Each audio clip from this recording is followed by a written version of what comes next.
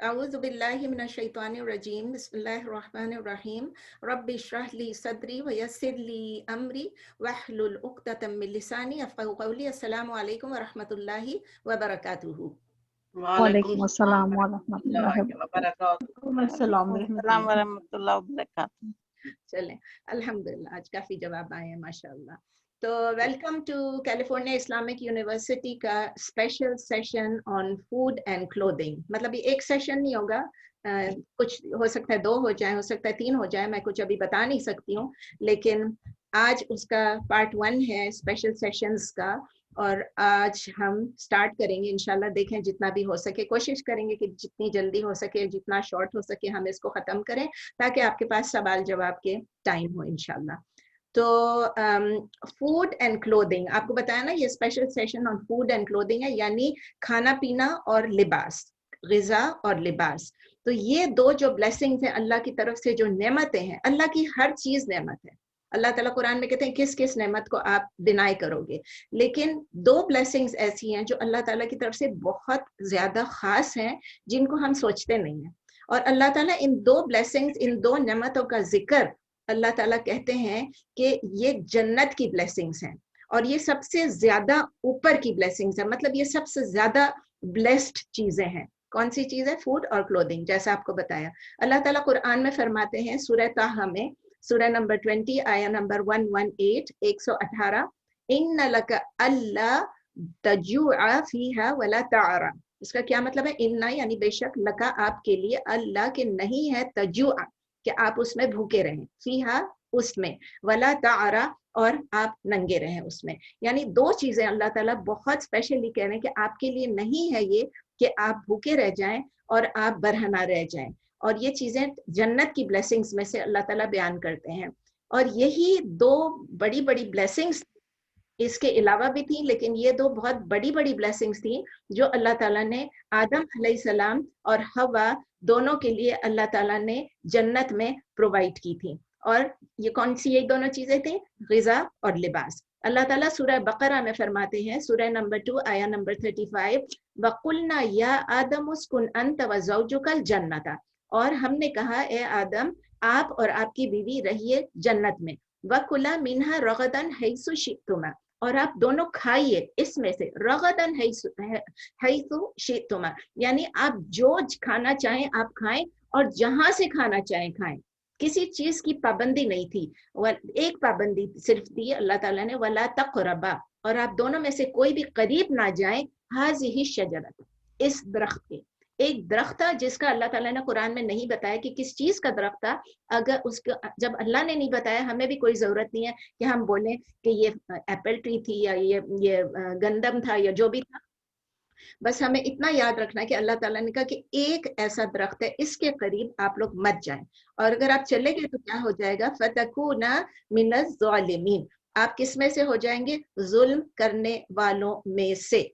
तो किस पे जुल्म करेंगे आप? अपने आप पे जुल्म करेंगे। तो अल्लाह ताला ने क्लियरली बता दिया कि अगर अल्लाह ताला ने एक चीज हमको मना की, एक चीज के पास जाने से हमको फॉरबिड किया, हमको मना किया, हमारे लिए हराम किया, अगर हम उसके करीब चले जाते हैं, तकरबा लिखा है, करीब भी नहीं, ये नहीं कहा था खाओ मत, ये कहा करीब भी नहीं जाना। तो अगर हम उसके करीब जाते हैं तो क्या हो जाता है कि अल्लाह ताला कहते हैं कि आप अपने ऊपर जुल्म करोगे। लेकिन क्या हुआ? आदम अलैहिस्सलाम सबसे फर्स्ट इंसान अल्लाह ताला ने अपने हाथों से पैदा किया, पैगंबर थे और उनकी बीवी थी, उनको भी पैदा किया और दोनों जन्नत में थे। लेकिन शैतान ने क्या किया? शैतान ने उन दोनों को टेम्प्ट किया, उनको वर्गलाया कि आप जाके ये जो चीज आपको अल्लाह ने हराम किया, ये चीज आप खा लें। तो एक तो चीज वो हराम हो गई और उसकी वजह से क्या हो गया?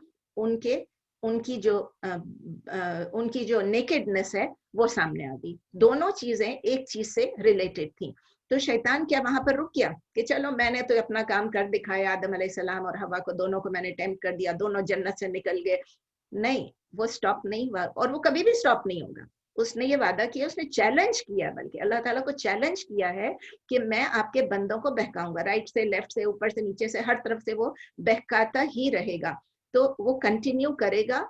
और क्या क्या किस चीज के लिए कंटिन्यू करेगा? हमें टेम्प्ट करने के लिए कि हराम खा लो, हराम खा लो। और दूसरी चीज किस चीज पे टेम्प्ट करेगा? कि सही कपड़े ना पहनो, इन अप्रोप्रिएट कपड़े पहनो, वो कपड़े पहनो जिसमें आपका जिस्म नजर आता है।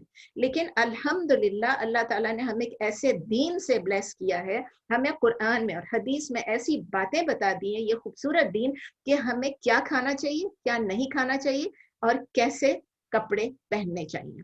तो आज का सेशन जो है, चूंकि हमने फूड और क्लोथिंग दो चीजों को डिस्कस करना है, इन दो चीजों को इकट्ठे लाना मुश्किल हो जाता है, तो आज हम सिर्फ फोकस करेंगे फूड एंड ड्रिंक्स पे, यानी खाना पीना। अल्लाह ताला ने हर किस्म का खाना पीना बनाया है, क्रिएट किया है, लेकिन किसके लिए क्रिएट किया? क्या अपने लिए किया? क्या अल्लाह को जरूरत है? नहीं, अल्लाह ताला को इनमें से किसी चीज की जरूरत नहीं है, हमारे लिए किया, हमारी सर्वाइवल के लिए हमें खाने पीने की जरूरत है, हमें खाना पीना चाहिए। और हम खाने पीने को सिर्फ जरूरत नहीं है, बल्कि हम खाने पीने को एंजॉय करते हैं। तो क्या खाने पीने को एंजॉय करना अल्लाह ने मना किया? नहीं, अल्लाह ने कहीं से मना नहीं किया कि आप अच्छा खाना मत खाओ और आप एंजॉय मत करो। नबी सल्लल्लाहु अलैहि वसल्लम को भी गोश्त के कुछ हिस्से ज्यादा पसंद थे और कुछ टाइप के खाने ज्यादा पसंद थे। इसमें कोई गलत बात नहीं है अगर आप खाने को एंजॉय करें और टेस्टी फूड बनाएं, अपने लिए लज्जत वाला खाना अपने लिए बनाएं। लेकिन अल्लाह ताला ने कुछ चीजें, only a few things, may be पूरी दुनिया में जो खाने पीने की चीजें उसमें से मे बी 1% होगा, मैं अपने आप से कह रही हूँ 1%, किसी स्कॉलर ने मुझे नहीं कहा कि मे बी वो हराम है। 1% अगर है, नहीं तो 2 होगा, जो भी होगा, मैं अपने आप से कह रही हूँ चंद चीजें, और अल्लाह ताला ही को मालूम है कि उसमें हिकमत क्या है, अल्लाह ताला ने क्यों रोका है हमको उन चीजों के खाने पीने से। हम अपने आप से ये सोच सकते हैं कि कुछ रीजंस, मैंने यहाँ पर 3 रीजंस यहाँ पर लिखी हैं, समझे। एक ये है कि अल्लाह ताला देख रहे हैं कि हम अल्लाह ताला की इताअत करते हैं कि नहीं करते। मेन रीजन ये, अल्लाह ताला की इताअत हम करते हैं कि नहीं करते। अल्लाह ने कहा ये चीज को मत टच करो, हम उस चीज को टच कर रहे हैं कि नहीं कर रहे हैं। इस चीज को मत खाओ, हम इस चीज को खा रहे हैं कि नहीं खा रहे हैं। दूसरी रीजन ये हो सकती है कि उसमें कोई हार्म हो, हमारे लिए कोई नुकसान हो, कोई तकलीफ हो। फिजिकल तकलीफ भी हो सकती है, साइकोलॉजिकल तकलीफ भी हो सकती है। तीसरी चीज ये है कि वो हमारे लिए हार्म हो, हमारे लिए नुकसान हो एट एन इंडिविजुअल लेवल, यानी इनफरादी लेवल पे भी हमारे लिए कोई नुकसान हो सकता है, या हमारे लिए कलेक्टिव लेवल पे, माशरती लेवल पे भी, कोई सोसाइटल लेवल पे भी कोई नुकसान हो सकती है। लेकिन जो चीज अल्लाह ने प्रोहिबिट किया, जो अल्लाह ने मना किया है, उसको हमें सीरियसली लेना है, लाइटली नहीं लेना है। उनको अगर हम वायलेट करते हैं और अल्लाह ताला को, हम अल्लाह ताला की इस बात को नहीं मानते हैं खाने पीने में भी, तो फिर क्या होगा? हम अल्लाह के नाशुक्रे हैं और अल्लाह से हम उनकी नाफरमानी कर रहे हैं। तो याद रखिए, अभी मैंने आपको बताया था कि आदम अलैहिस्सलाम और हव्वा किस लिए जन्नत से निकाले गए? क्योंकि उन्होंने एक हराम चीज के करीब गए और उसको उठा के उन्होंने खा लिया। और शैतान जो है, ये भी याद रखें कि वो एक्टिव है, उसी ट्रैप में हमें भी डालना चाह रहा है और यही ट्रैप वो कोशिश करता रहेगा। तो हम अपने दिल से अब ये सोचें, अपने आप से ये सवाल करें कि क्या वो जो चंद आइटम्स हैं जो अल्लाह ताला ने मना फरमाए, हराम फरमाए, क्या उसके बगैर हम अपनी जिंदगी खुशी से नहीं गुजार सकते? हम एंजॉय नहीं कर सकते? ये आप अपने से सवाल करें, मेरा सवाल नहीं है, अपने आप से है। तो कौन सी चीजें हैं जो अल्लाह ने हमें अलाउ की हैं खाने के लिए? क्या चीज खा सकते हैं? यू नेम इट, वो लिस्ट नेवर एंडिंग है। देखिए, हमें बकरी का गोश्त, बकरे का गोश्त, गाय का गोश्त, कैमल ऊंट का गोश्त, दुम्बे का गोश्त, घोड़े का गोश्त, डिबेटेबल है, वो दो डिफरेंट ओपिनियंस है। और जीब्रे का गोश्त, हिरन का गोश्त, क्या डक, बतख, कोयल जो हम इतने शौक से खाते हैं, बटेर, तीतर, पैरेट, और तो और लोकस्ट, लोकस्ट क्या है पता है? टेडी दिल, वो भी हम खाते हैं। ऑस्ट्रिच, गूज, डव हो गया, पिजन हो गया, चिकन हो गया, रूस्टर हो गया, पीकॉक हो गया, एलिफेंट, हाथी, पॉर्क्यूपाइन भी हो गया, सी क्रीचर्स हो गए, तमाम फ्रूट्स हो गए, तमाम वेजिटेबल्स हो गए, हर किस्म की दालें हो गई, हर किस्म के ग्रेन्स हो गए, लहसुन, प्याज, खीरा, टमाटर, यू जस्ट नेम इट, हर किस्म का फ्रूट। जो फ्रूट हमें अमेरिका में मिलता है या नहीं मिलता है, वो भी। थाईलैंड का फ्रूट आता है, वो भी खाते हैं। चाइना का फ्रूट आता है, वो भी खाते हैं। जो यहाँ पर नहीं उग रहा है, वो भी खाते हैं। मैक्सिको की चीजें खाते हैं। तो लिस्ट अगर आप देखें तो हलाल चीजों की list is like it goes on and on. लेकिन ये देखते हैं कि क्या चीज अल्लाह ने मना फरमाया है।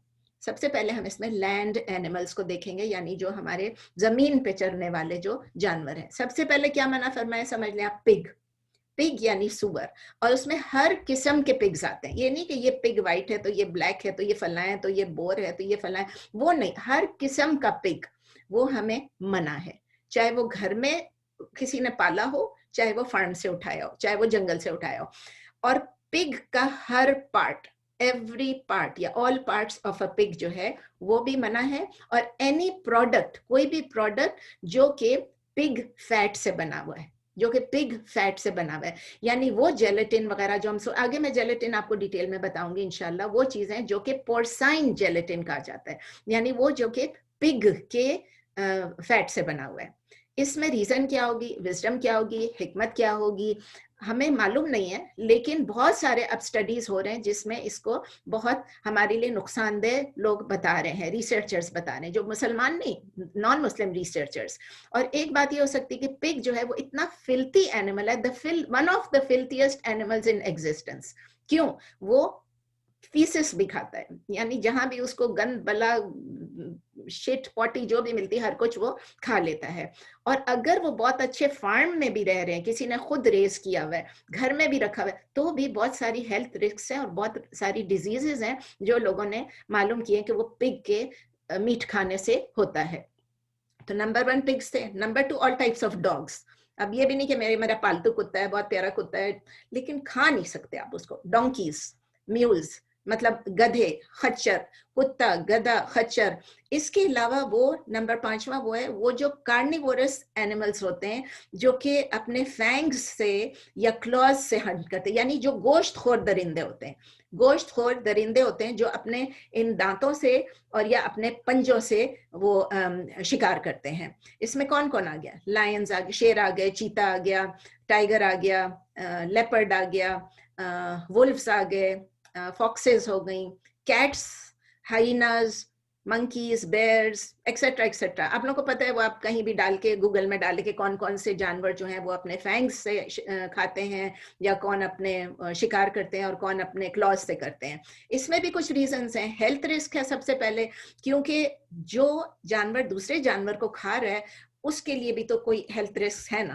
और फिर दूसरी बात ये कि ये एनिमल्स जो हैं ये डेड मीट भी खाते हैं ना, डेड मीट खाते हैं, तो डेड मीट भी हमको हराम है। जो मैता, अल्लाह ताला ने कुरान में मैता वलहमल खिंजीर, तो वो भी अल्लाह ताला ने कहा है कि डेड मीट, तो वो डेड मीट खाते, हो सकता है उससे कोई बीमारी हो, कोई खराबी हो, या डेड मीट इन इटसेल्फ हमें हराम है। और इसलिए भी होता हो कि ये वाइल्ड एनिमल्स अगर हम खाएंगे तो आप देखें आजकल स्टडीज बताती हैं कि उससे जो चीज हम खाते हैं उसका हमारा साइको स्पिरिचुअल इफेक्ट भी होता है हमारे ऊपर, हमारी बिहेवियर के ऊपर, हमारी उठने बैठने बात करने पे, जो ये चीजें खाते हैं उन पे असर होता है। छठी चीज क्या है? वो हॉर्सेस है। मैंने पहले आपको घोड़े का नाम ले लिया, लेकिन मैं बताना चाह रही थी कि मेजॉरिटी ऑफ द फुकाहा है वो कहते हैं कि घोड़ा जो है वो परमिसिबल है, वो अलाउड है, वो हलाल है। लेकिन हनफी मजहब जो है उसमें ये है कि इख्तिलाफ राय है अमंग द हनफी स्कॉलर्स भी। कुछ हनफी स्कॉलर जो है वो अलाउ करते हैं, कुछ नहीं अलाउ करते हैं। नेक्स्ट चीज आती है लैंड एनिमल्स हो गया। अब आता है बर्ड्स, परिंदे। जो वास्ट मेजॉरिटी ऑफ बर्ड्स जो हैं वो यूनानिमस कंसेंसस है या इजमा है स्कॉलर्स का, इजमा उम्मत है कि वो अलाउड है। अल्लाह ताला ने कुरान में भी बर्ड मीट को यानी परिंदे के गोश्त को प्रेज किया, उसकी तारीफ की है। इंशाल्लाह जन्नत में हमें वो मिलेगा, क्योंकि अल्लाह ताला फरमाते हैं सूरह वाक़िया में, सूरह नंबर 56 आया नंबर 21, सूरह नंबर 56 आया नंबर 21 में अल्लाह ताला कहते हैं कि हमें जन्नत में क्या मिलेगा? वलहमी तैरिम मिम्मा यश्तहून। लहमी तैर क्या चीज होता है? लहम क्या होता है? गोश्त। तैर का मतलब होता है परिंदा, और परिंदों का गोश्त मिम्मा यश्तहून, कि जो चीज आपको मरगूब होगा, उनको जो चीज मरगूब होगा, जो चीज उनको पसंद होगा। So what ever you like, आपको जन्नत में इंशाल्लाह, मुझे और आपको इंशाल्लाह जन्नत में वो जरूर मिलेगा इंशाल्लाह। लेकिन कुछ परिंदे ऐसे हैं जो अल्लाह ताला ने फॉरबिड किए हैं, जो कि हराम किए हैं। जिसमें कौन कौन से? अगेन जो शिकार करते हैं, शिकारी परिंदे जो कि अपने पंजों से हंट करते हैं, शिकार करते हैं, अपने पंजों से शिकार करते हैं। इसमें कौन कौन आता है? आप सबको मालूम है, फैल्कन्स या हॉक्स यानी बाज, ईगल्स का मतलब क्या है? उकाब। काइट्स का मतलब क्या है? चील। बैट्स को क्या कहते हैं? चिमगादड़। और वल्चर्स, गिद्ध तो आपको पता है ना, मरे हुए चीज़ों को खाता है। तो नबी सल्लल्लाहु अलैहि वसल्लम ने फरमाया अपनी एक हदीस में, इब्न अब्बास रदी अल्लाह ताला अन्हु रिपोर्ट करते हैं कि अल्लाह ताला के रसूल ने मना किया है कि जो भी फैंग्ड बीस्ट्स हैं यानी जिनके वो लंबे लंबे नोकीले दांत हैं, वो जो शिकारी परिंदे हैं उनका मना फरमाया। और ये भी मना फरमाया and all the birds having talons. Talon क्या होता है? पंजे। सही मुस्लिम में यह हदीस है कि जो पंजों वाले परिंदे हैं और जो नोकीले दांतों वाले परिंदे उनको नबी सल्लल्लाहु अलैहि वसल्लम ने मना फरमाया है। और ये भी उसी रीजंस के लिए मना फरमाया जिस तरह के लैंड एनिमल्स में जो दरिंदे हैं उनके लिए। हाँ, लेकिन इन परिंदों का अंडे खाना अलाउड है। हम ये ना समझे कि गोश्त अलाउड नहीं है उनको, लेकिन अंडे खाना अलाउड है, ठीक है ना। फिर स्पेशल एक है जिसमें हुपू आता है, हुदहुद एक है श्राइक। श्राइक क्या चीज है? वो एक खूंखार परिंदा है जो चिड़ियों को खाता है। तो उसका मुझे उर्दू में पता नहीं क्या कहते हैं, सुरद मैंने पढ़ा था, वो उर्दू में कि अरबिक में है कहीं पर कि वो प्रोहिबिटेड है। और वो भी एक्सप्लिसिटली उसके लिए प्रोहिबिशन आई है कि उनको ना मारो हुदहुद को। तो अगर उनको मार नहीं सकते हैं तो फिर उनको खाएंगे कैसे? ठीक है। नेक्स्ट चीज आती है, लैंड एनिमल्स हो गए, बर्ड्स हो गए, परिंदे हो गए। अब आते हैं सी एनिमल्स पे। जितने भी सी एनिमल्स हैं वो हमारे लिए हलाल है। ये याद रखें, all sea creatures are permissible, even वो जो कि कार्निवोरस है, जो कि दूसरी मछलियों को खाते हैं। यानी इसमें वो तमाम मछलियां शामिल हैं जो कि साइज में छोटे से लेके बड़े तक हों। इवन वेल खाना भी हमारे लिए हलाल है। और वो भी जो कि सी में रहते हैं, यानी कि दूसरे एनिमल्स, यानी श्रिम्प हो गया, लॉबस्टर हो गया, क्रैब हो गया, जिसके लिए कुछ मज़ाहिब में, एक मेरे ख्याल प्रॉब्ली सिर्फ हनफी मजहब में इख्तिलाफ राय है। तो जब हम मछली खाते हैं तो उसको ज़बा भी नहीं करना पड़ता है, स्लॉटर भी नहीं करना पड़ता है। अल्लाह ताला ने क्या फरमाया सूरह अल-माइदा में, सूरह नंबर 5 आया नंबर 96, अल्लाह ताला फरमाते हैं ओहिल्ला लकुम सैदुल बहरी व तआमुहु मताअन लकुम वलिस्सय्यारह। ओहिल्ला मैंने हलाल कर दिया है, लकुम आपके लिए, सैदुल बहर यानी जो दरिया पानी का शिकार, व तआमुहु और उसका खाना, मताअन लकुम वलिस्सय्यारह ये आपके लिए भी फायदा है, एक मतलब एंजॉयमेंट है, समझ लें। मता है आपके लिए एक फायदा है या एंजॉयमेंट है, या आपके लिए एक एंजॉयमेंट है। और वली सय्यारा का मतलब है जो सफर कर रहे हैं, जो मुसाफिर हैं, उनके लिए भी। तो नबी सल्लल्लाहु अलैहि वसल्लम की भी एक हदीस है जो मुस्नद इमाम अहमद में है कि ये जो समंदर है, इट्स वाटर इज प्योर, ये जो पानी है समंदर का ये प्योर है, चाहे समंदर हो चाहे दरिया हो, पानी उसका जो है वाटर प्योर है, पाक है, और उसका डेड भी हलाल है। उसके अंदर जो मछली मर चुकी है वो भी आपके लिए हलाल है। तो याद रखिए कि अगर मछली पानी में मर गई तो भी वो हलाल है, वो भी इजाजत है, वो हराम नहीं है। अब आती है वो चीजें जो लैंड और सी क्रीचर्स हैं, जो कि समंदर में भी रहती हैं और जमीन पे भी रहती हैं। उसका अगर उसका ब्लड फ्लो करता है, अगर उसके अंदर फ्लोइंग ब्लड है, तो वो परमिसिबल है, वो हलाल है खाने के लिए, एक्सेप्ट जिस तरह मैंने बताया हनफी स्कूल में, हनफी मजहब में वो अलाउड नहीं है। और उसमें भी मैंने आपको बताया इख्तिलाफ राय है। कुछ हनफी स्कॉलर्स कहते हैं खाओ, कुछ कहते हैं इजाजत है, कुछ कहते हैं नहीं है इजाजत। हमारे यहाँ अल्हम्दुलिल्लाह जितने भी हनफी स्कॉलर्स यहाँ पर हमारे इर्द गिर्द हैं कैलिफोर्निया में, अल्हम्दुलिल्लाह जिन से भी मिली हूँ वो सब यही है, वो बड़े शौक से श्रिम्प भी खाते हैं और क्रैब भी खाते हैं, सब कुछ खाते हैं, लॉबस्टर भी खाते हैं अल्हम्दुलिल्लाह। इसमें वो चीजें भी आ जाती हैं जो सील्स हैं, सील को उर्दू में क्या कहते हैं याद नहीं है, चले, पेंगुइन्स हैं, क्रोकोडाइल्स हैं। आपको पता है क्रोकोडाइल खाना भी अलाउड है, लेकिन उसमें ये रेकमेंडेड है कि इनको जो जमीन पे भी रहते हैं और समंदर में भी रहते हैं, इनको फिर हलाल किया जाए, इनको स्लॉटर किया जाए और ज़बह किया जाए, और या तो फिर इनको हंट किया जाए। हंट जो है यानी शिकार किया जाए, वो मैं आप हंट पे अभी आती हूँ। तो इसके अलावा फिर नेक्स्ट कैटेगरी क्या है, इंसेक्ट्स, वर्मिन्स यानी कीड़े मकोड़े, मूजी जानवर, और रेप्टाइल्स क्या होते हैं, रेंगने वाले जानवर, उसमें सांप भी आ जाता है। रेप्टाइल्स के लिए क्या है, इसके लिए बहुत रिसर्च करें तो इसमें इतना मवाद मिलता है, लेकिन जो समरी ये है कि कोई भी इंटरनेशनल स्टैंडर्ड्स ऐसे नहीं है कि ग्लोबली जिस पे कहा जाए कि ये हलाल है और ये हराम है। हनफी स्कॉलर जो हैं वो मना करते हैं कि हम इंसेक्ट्स ना खाएं, वर्मिन्स ना खाएं, यानी स्नेक, स्कॉर्पियन, बिच्छू, सांप, बिच्छू, डंग बीटल्स हो गए, कॉकरोचेस हो गए, रैट्स हो गए, एक्सेट्रा। मालिकी मजहब में इजाजत है, इंसेक्ट्स, वर्मिन्स, जितनी भी चीजें अभी मैंने की परमिसिबल है, एज लॉन्ग एज, एक शर्त है कि वो आपकी हेल्थ के लिए कोई रिस्क ना हो। ये बहुत बड़ी चीज है, अगर आपके हेल्थ के लिए कोई चीज रिस्की है, आपके हेल्थ को नुकसान पहुंचाती है, तो वो आप ना खाएं। क्योंकि अल्लाह ताला कुरान में सिर्फ तैयब का मतलब ये नहीं होता कि वो पाक हो, पाक भी हो और वो हेल्थ के लिए भी अच्छा हो, आपके हेल्थ को नुकसान ना पहुंचाता हो। इसके अलावा जैसे मैंने आपको बताया कि नबी सल्लल्लाहु अलैहि वसल्लम ने टड्डी भी खाई, लोकस्ट, तो वो क्या है, इसी तरह के क्रिकेट्स की फैमिली में बिलोंग करती है ना वो, अगर हम कह रहे हैं इंसेक्ट्स तो उसी में बिलोंग करती है, लेकिन वो हलाल है, तो क्रिकेट भी हलाल है, ये भी हलाल है। शाफी और हम्बली एकेडमिशियंस जो है वो कहते हैं कि कुछ इंसेक्ट्स अलाउड है और कुछ इंसेक्ट्स नहीं अलाउड है। तो मैंने अच्छा खासा रिसर्च किया और उसमें इन द एंड यही है कि ग्लोबल कुछ भी नहीं है। आप देख लें आपको क्या चीज से कराहियत आती है, आपका दिल नहीं चाहता है, ये मत सोचें कि ये हराम है कि नहीं है, आपका दिल चाहता है खाए, नहीं दिल चाहता, लेकिन अगर हराम है तो फिर नहीं खा सकते हैं। तो कुरान ने स्पेसिफिकली मेंशन नहीं किया है कि कोई भी इंसेक्ट जो है वो हराम है, लेकिन कुरान ने ये कहा वयुहर्रिमु अलैहिमुल खबाइस, और नबी सल्लल्लाहु अलैहि वसल्लम जब आए तो उन्होंने अपनी कौम, अपनी उम्मत के लिए हराम कर दिया उनके ऊपर क्या चीज, जो कि खबाइस, खबाइस क्या चीज होती है, जो इम्प्योर थिंग है, नापाक है और फिल्थी चीज है, जिस चीज में फिल्थ है, नापाक है, उसको नहीं खाना है।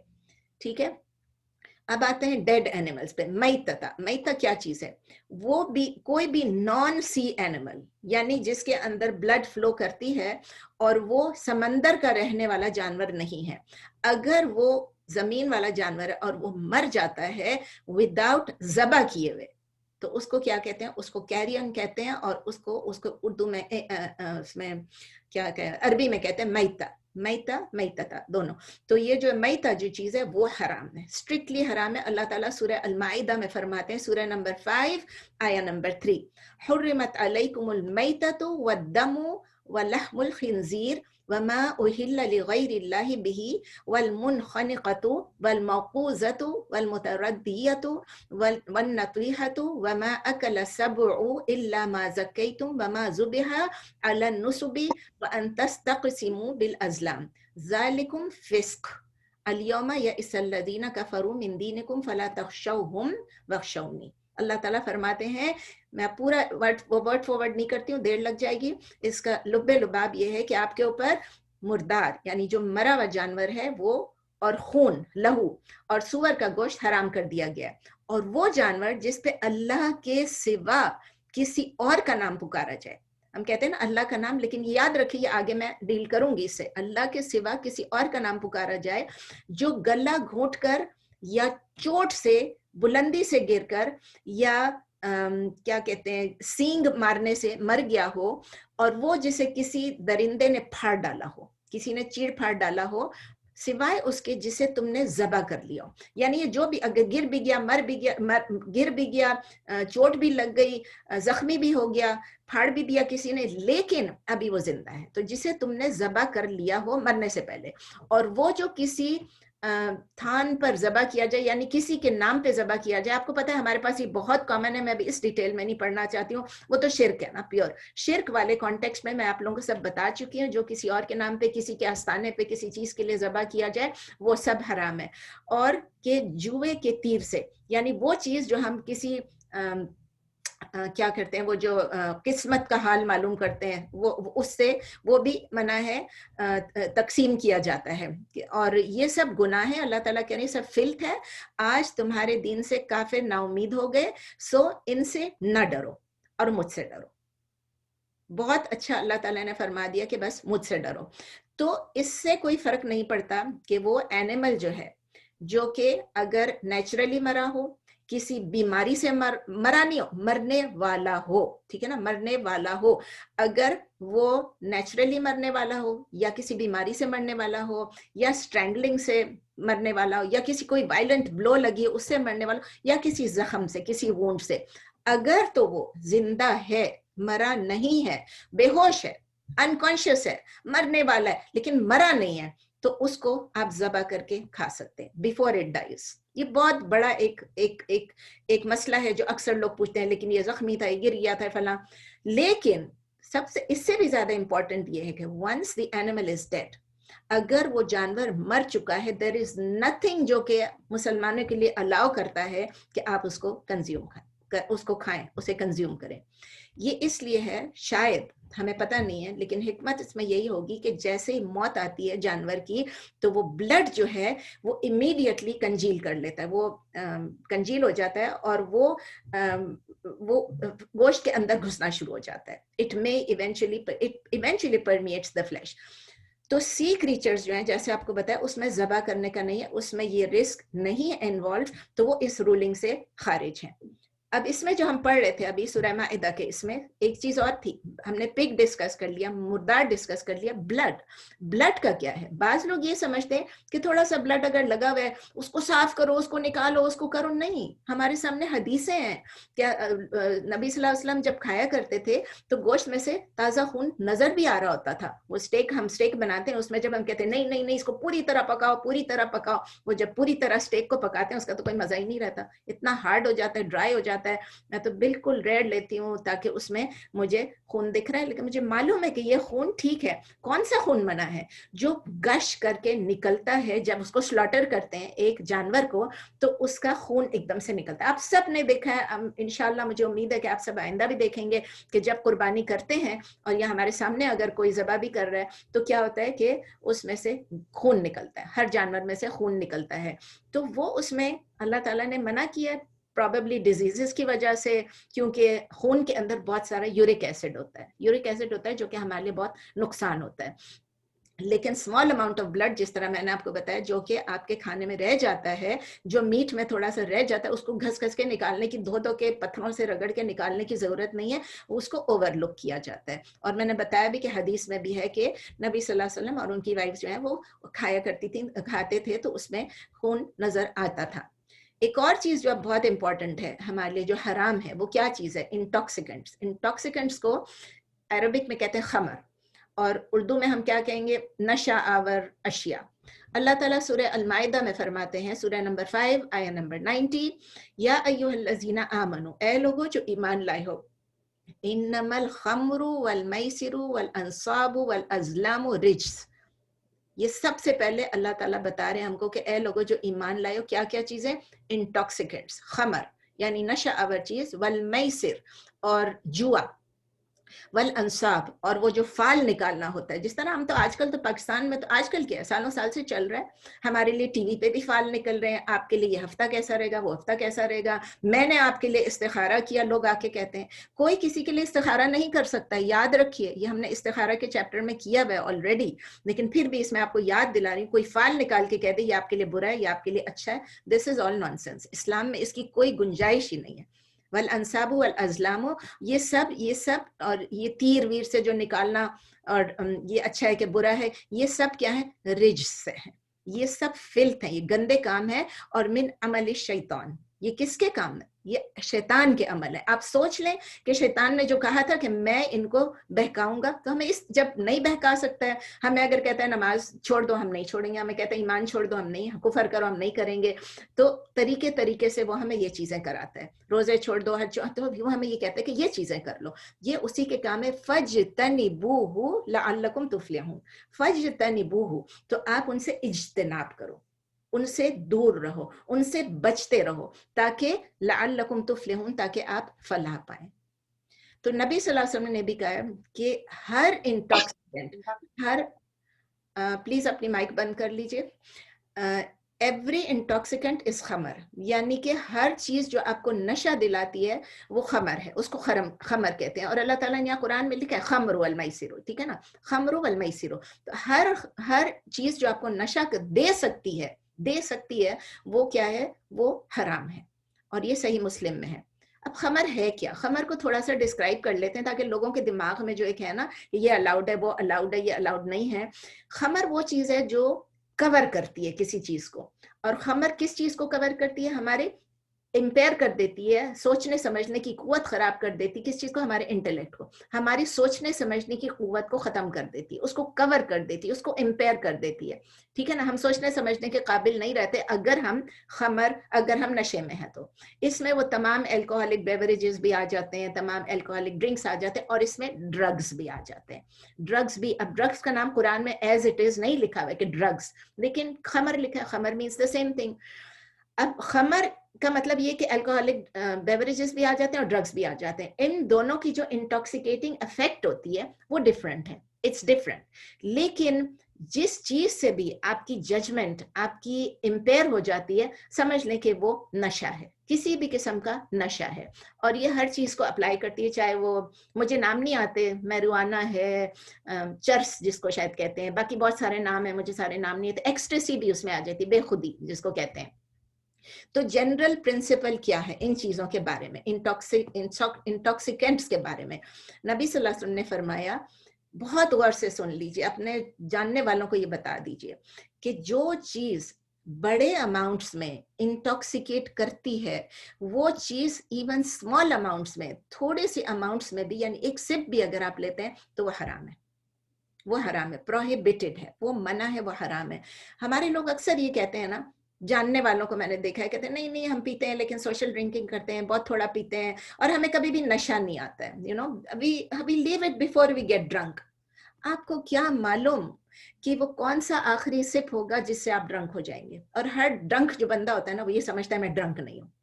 बहरहाल जो भी, हमें ये पता है, द प्रिंसिपल इज, जो नबी सल्लल्लाहु अलैहि वसल्लम ने बता दिया, दैट्स द प्रिंसिपल, कि अगर जो चीज आपको लार्ज क्वांटिटीज में प्रोहिबिट की गई है, जो आपको इंटॉक्सिकेट करती है, वो स्मॉल क्वांटिटीज में भी। तो ये तिरमिजी में है। इसका मतलब ये है कि even a single drop of it becomes हराम। शराब का एक, या ड्रग्स का एक स्निफ जो होता है या जो भी होता है, और एक सिप भी ले लें, वो हराम है। और ये क्यों एक सिप हराम है? वो कहेंगे नहीं हम तो नशा नहीं है, तो नशा आवर करने वाली चीज, इसलिए कि इंसान कब लिमिट को क्रॉस कर जाएगा पता नहीं चलेगा। So it prevents us from crossing that limit. Number 2, ये इंटॉक्सिकेंट्स जो है वो हमारी सोसाइटी में स्प्रेड हो जाएगी और सोसाइटी को करप्ट कर देगी, खराब कर देगी। तो उसके लिए एक तरीका है रिस्ट्रिक्ट करने के लिए, एक्सेस टू इंटॉक्सिकेंट्स। अभी हमें उसकी विजडम पूरी तरह मालूम है कि नहीं मालूम है, लेकिन अल्लाह ताला ने हमें बता दिया, उसी को मालूम है क्या है, लेकिन अल्लाह ताला ने हमें बता दिया कि कुछ चीज़ों में हार्म है, कुछ चीज़ों में बेनिफिट्स हैं। और अल्लाह ताला जो है उनकी, अगर हम सिर्फ ओबीडियंस को ही सोच लें, जो कि हमारा मेन मकसद है इस दुनिया में, तो उसमें हमें इन चीज़ों से दूर रहना है, करीब भी नहीं जाना है। एक क्लैरिफिकेशन इसमें है, क्योंकि जब लोग कहते हैं ना कि जब फर्मेंट हो जाता है, तो मतलब ये ड्रिंक्स किस तरह बनते हैं? फर्मेंटेशन से बनते हैं। लेकिन एक ड्रिंक, आई डोंट नो किस तरह बनते हैं, मैंने कह दिया अपने आप से, लेकिन हो सकता है मैं गलत कह रही हूँ। एक ड्रिंक अगर फर्मेंट होना शुरू हो जाता है, अगर शुरू हो जाता है, और वो फिर ऐसा होता है कि अगर उसको आप जितना भी आप लार्ज अमाउंट्स में भी अगर आप उसको पीते, सॉरी, तो वो आपको इंटॉक्सिकेट नहीं कर सकता है, वो अलाउड है, वो अलाउड है।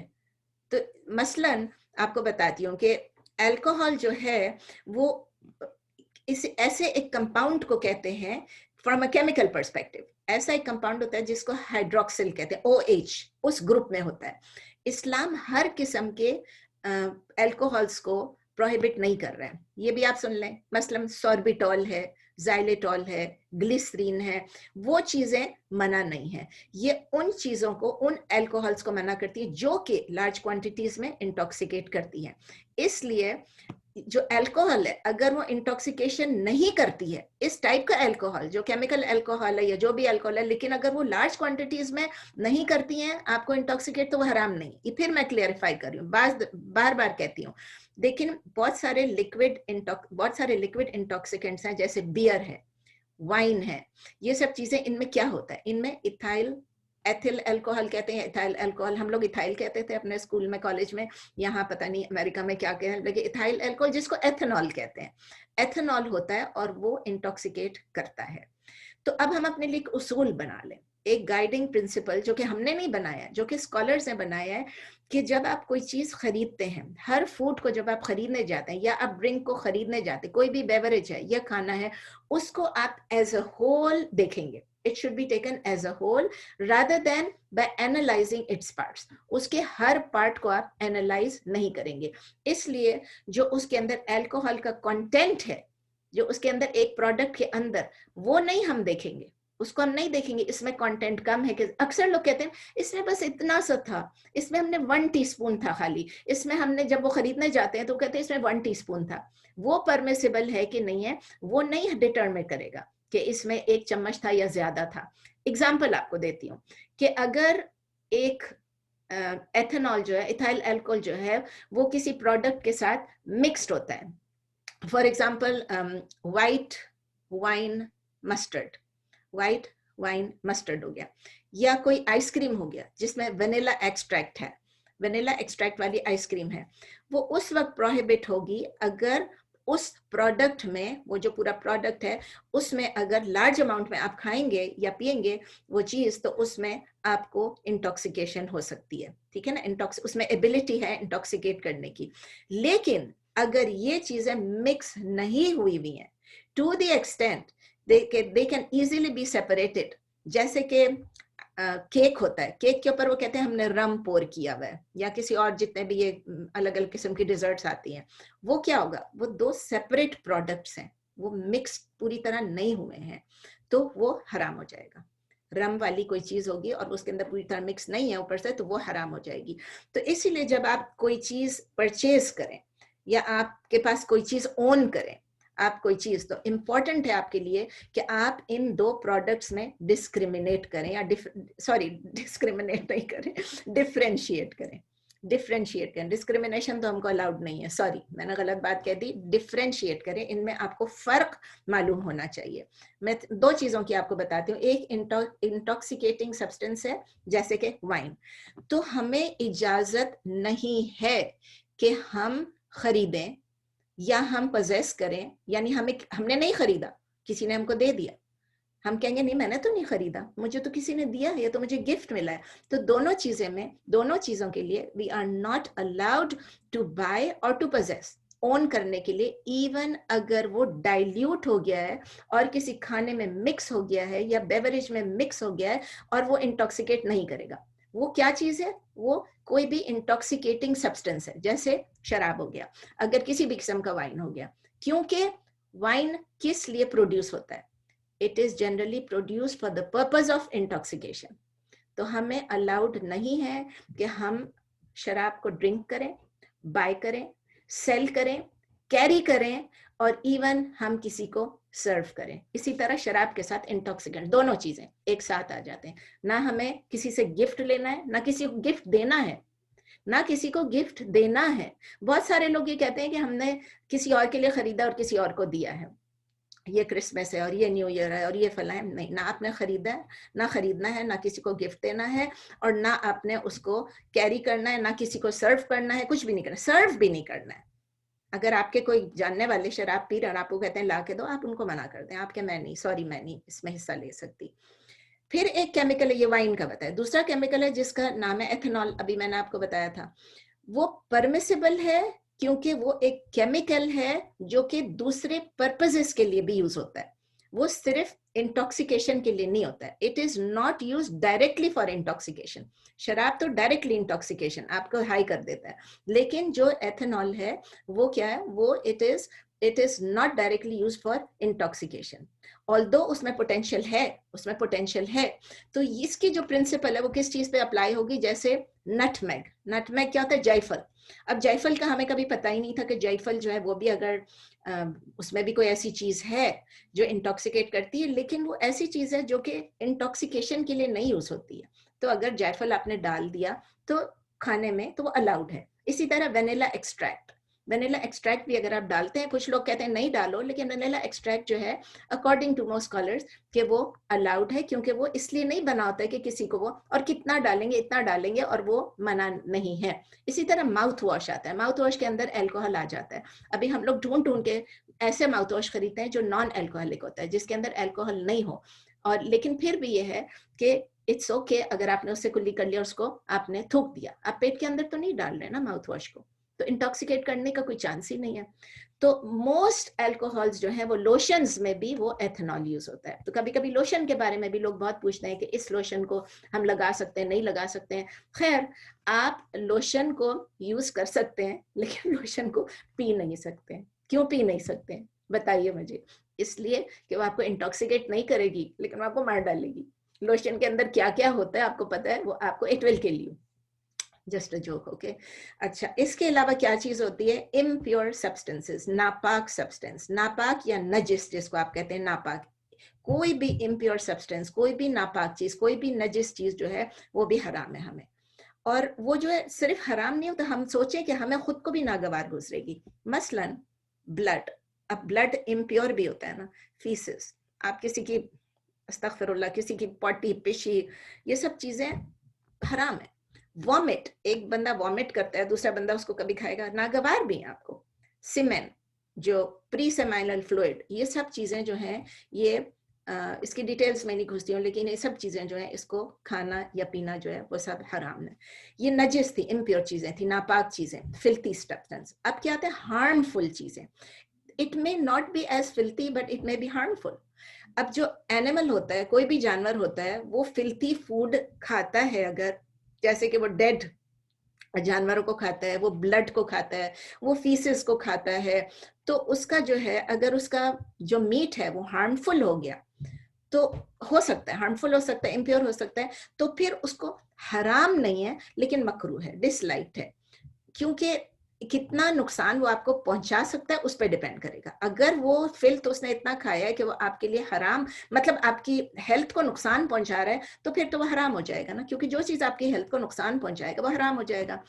अभी कुछ चीजें ऐसी हैं जो कि जिसमें कोई बेनिफिट नहीं नजर आती है, कोई बेनिफिट नहीं नजर आती है, मतलब जिसमें बेनिफिट है भी नहीं, लेकिन यूजुअली क्या होता है उसकी वजह से आपको नुकसान बहुत पहुंच जाता है। ये इसलिए मैं हार्मफुल चीजों में ला रही हूँ, तो वो जब आपको नुकसान पहुंचा रहा है वो आपके लिए हराम हो जाता है। कुछ स्कॉलर्स इसको कहेंगे कि हराम नहीं है, ये मकरूह है, लेकिन ज्यादातर स्कॉलर्स जो है वो कहते हैं ये हराम है क्योंकि इससे आपको नुकसान पहुंच रहा है। उसमें कुछ चीजें हैं जो कि शेख मुस्तफ़ा ने डाली, उसमें सिगरेट्स हो गए, हुक्का हो गया, शीशा हो गया, ये सब चीजें, ये चीजें लोग समझेंगे कि ये तो हम एंजॉयमेंट के लिए कर रहे हैं और थोड़ा सा कर रहे हैं, लेकिन जो भी है मेरा काम था आप तक ये मैसेज पहुंचाना।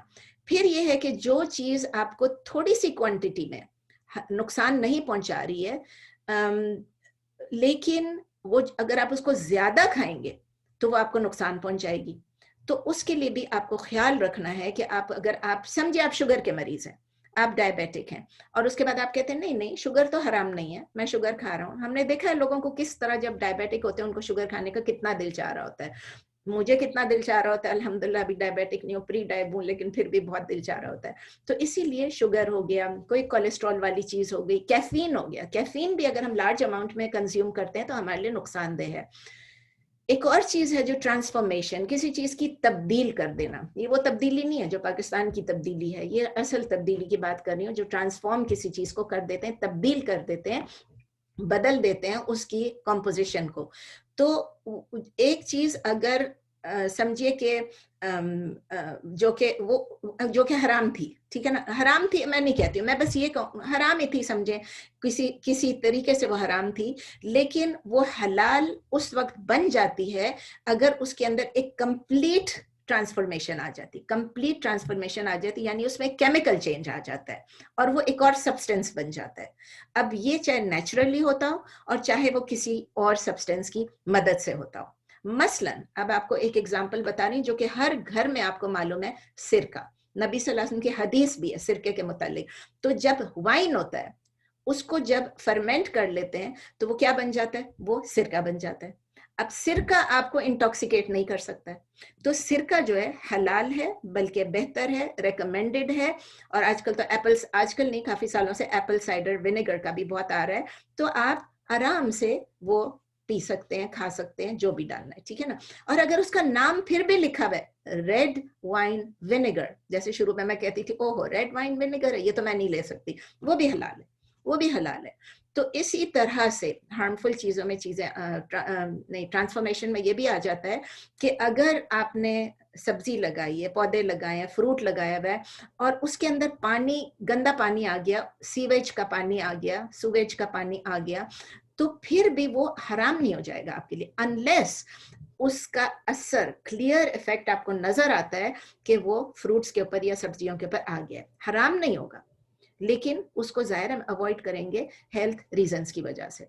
अब बड़ा सवाल आता है अबाउट जेलेटिन। जेलेटिन हलाल है क्या हराम है? It depends on the source of the gelatin. आपने वो जेलेटिन जो खरीदा है वो उसका सोर्स क्या था।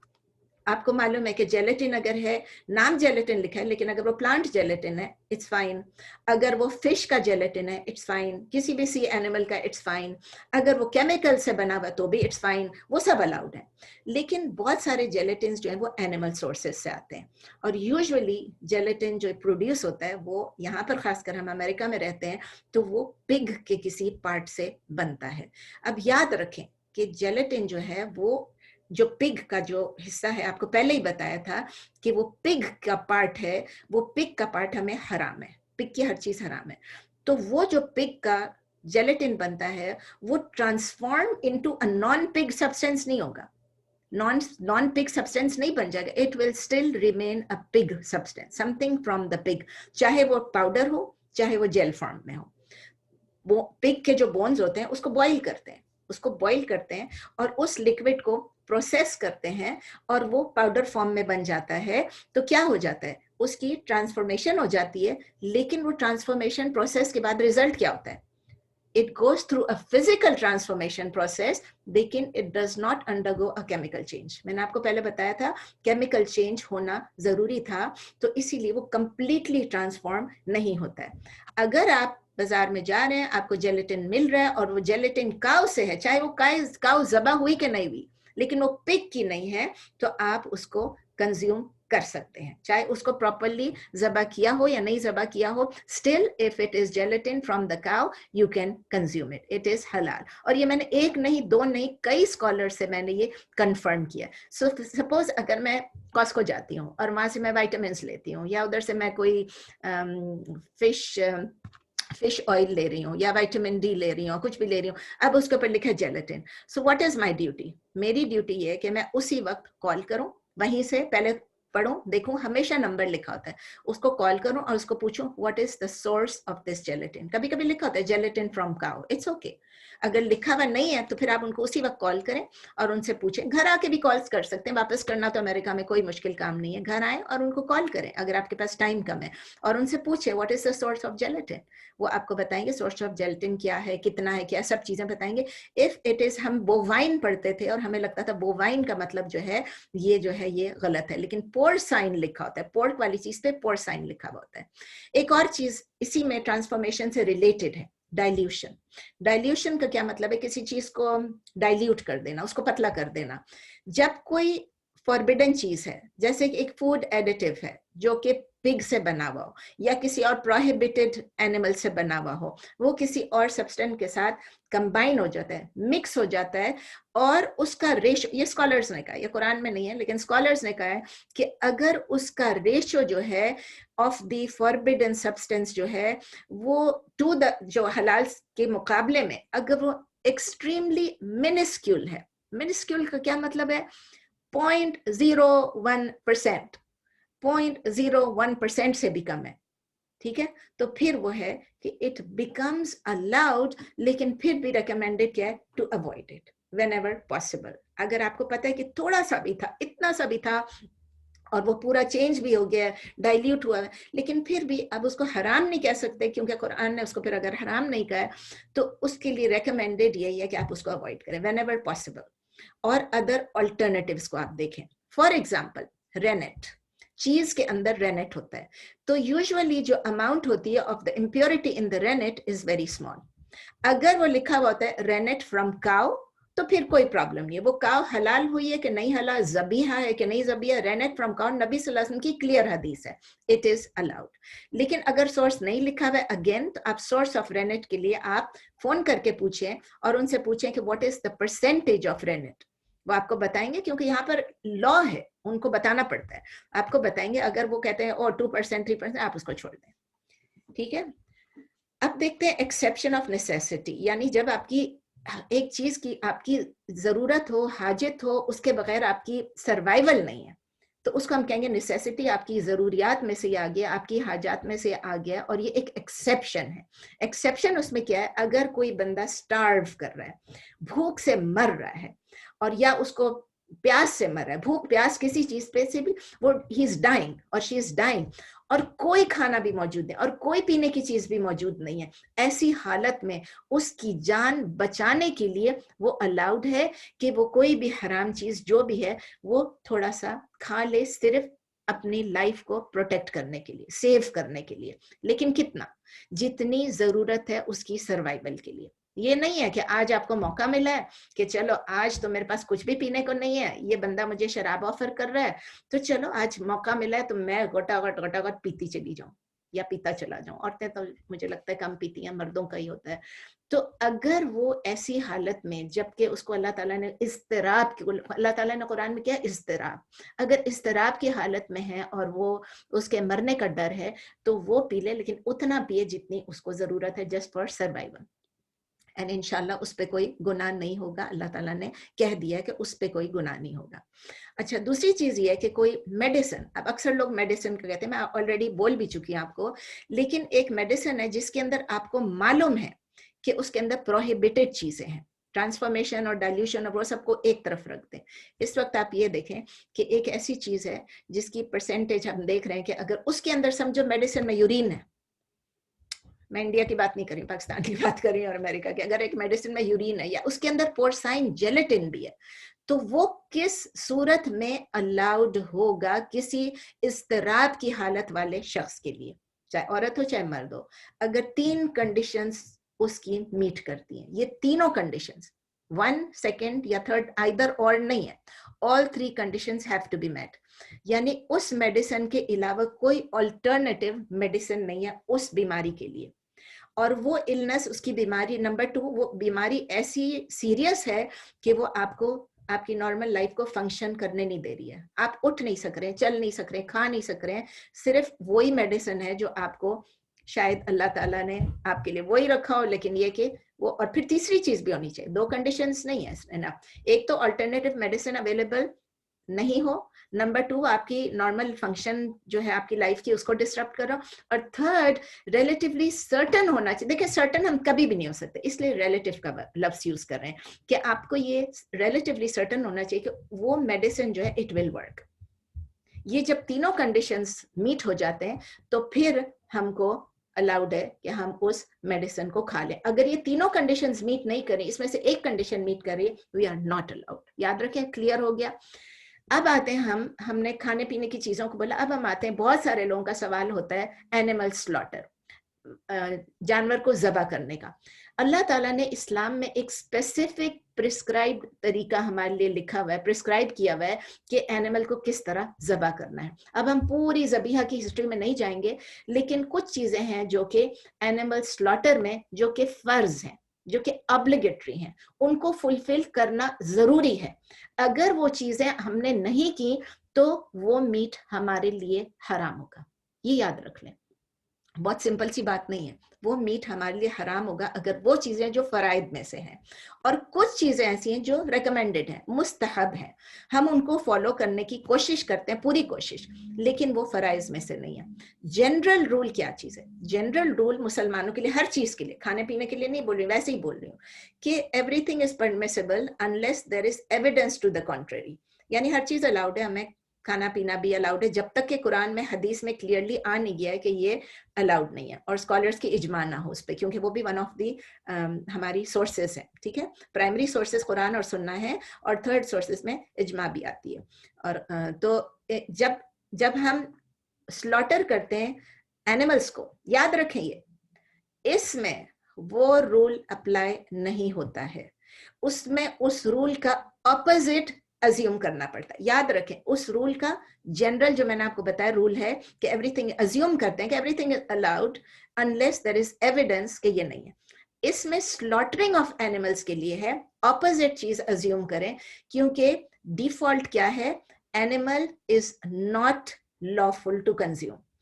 जानवर को हम कंज्यूम खा नहीं सकते अनलेस हमारे पास एविडेंस है कि ये प्रॉपरली ज़बीहा तरीके से स्लॉटर हुआ हुआ। समझ में आ गई? हम उस एनिमल को कंज्यूम नहीं कर सकते जब तक हमारे पास, हमें यकीन ना हो, समझ ले, यकीन ना हो, सर्टेनिटी ना हो, एविडेंस ना हो कि ये प्रॉपरली स्लॉटर किया गया, प्रॉपरली ज़बा किया गया। तो जितने भी हम वाइल्ड एनिमल्स की इस वक्त बात नहीं करें, टेम और डोमेस्टिकेटेड एनिमल्स की बात करें, उनको किस तरह स्लॉटर करना चाहिए। कुछ पॉइंट्स हैं। नंबर 1 पॉइंट ये, रिलीजन ऑफ द स्लॉटरर, यानी जो ज़बा कर रहा है वो किस दीन पे है। या तो वो मुसलमान हो या अहले किताब में से हो, यानी या मुसलमान हो या यहूदी हो या क्रिश्चियन हो, जू और क्रिश्चियन हो या मुसलमान हो, मस्ट बी इन तीनों में से, चाहे वो मर्द हो चाहे औरत हो। हमारे यहाँ ये भी एक कॉन्सेप्ट है, औरत कैसे ज़बा करेगी? नहीं, औरत अल्हम्दुलिल्लाह ज़बा कर सकती है। अल्हम्दुलिल्लाह एक ईद पे मैंने भी ये ट्राई किया था, हम जब गए कुर्बानी के लिए, ज़बा के लिए, तो मैंने कहा मुझे खुद करना है। तो अल्हम्दुलिल्लाह मैंने किया। मैंने ज़ाहिर हेल्प के साथ किया, क्योंकि मुझे डर था कि अगर शार्प नाइफ नहीं होगा और उसको नहीं काटूंगी और पता नहीं क्या होगा, तो डरते डरते, लेकिन बिस्मिल्लाह करके मेरी बहू ने माशाल्लाह खुद पूरा किया। तो अल्हम्दुलिल्लाह ये हम औरतों को भी अलाउड है। It's a unique experience. तो एक चीज़ तो ये है कि जो भी स्लॉटर कर रहा है वो या तो मुसलमान हो या जू हो या क्रिश्चियन, अहले किताब में से हो। दूसरी चीज ये बहुत क्लियरली समझ लें कि अगर वो उसको सैक्रिफाइस करने वाला अदर देन दीज है तो वो हराम है। स्लॉटर करने वाला, मसलन वो हिंदू है, बुद्धिस्ट है, सिख है, पेगन है, उसका कोई दीन ही नहीं है, एथियस्ट है, अल्लाह को नहीं मानता है, एग्नोस्टिक है, ये सब चीजें हैं, तो फिर क्या, वो हराम है, क्लियरली हराम है। किसी हिंदू ने ज़बा किया, किसी ने, वो हराम हो गया। स्लॉटर करने वाला जो है उसके दीन बहुत ज्यादा इंपॉर्टेंट है कि मुस्लिम हो या जू हो या क्रिश्चियन हो। अगर हमें जरा सा भी शक है, any doubt about the religion of the slaughterer, we must avoid that meet.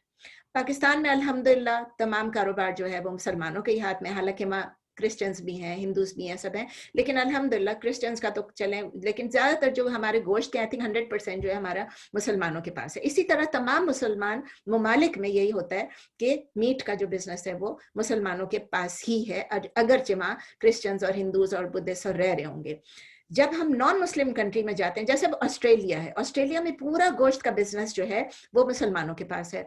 तो इस तरह के, अगर चलें, अब मैं उसकी डिटेल में नहीं पढ़ती हूँ, मैं आपको ये बता रही थी, ज्यादा डिटेल में चली जाऊंगी फिर हमारे पास टाइम कम हो जाएगा, कि वो मीट अगर हमें जरा सा भी डाउट है कि ये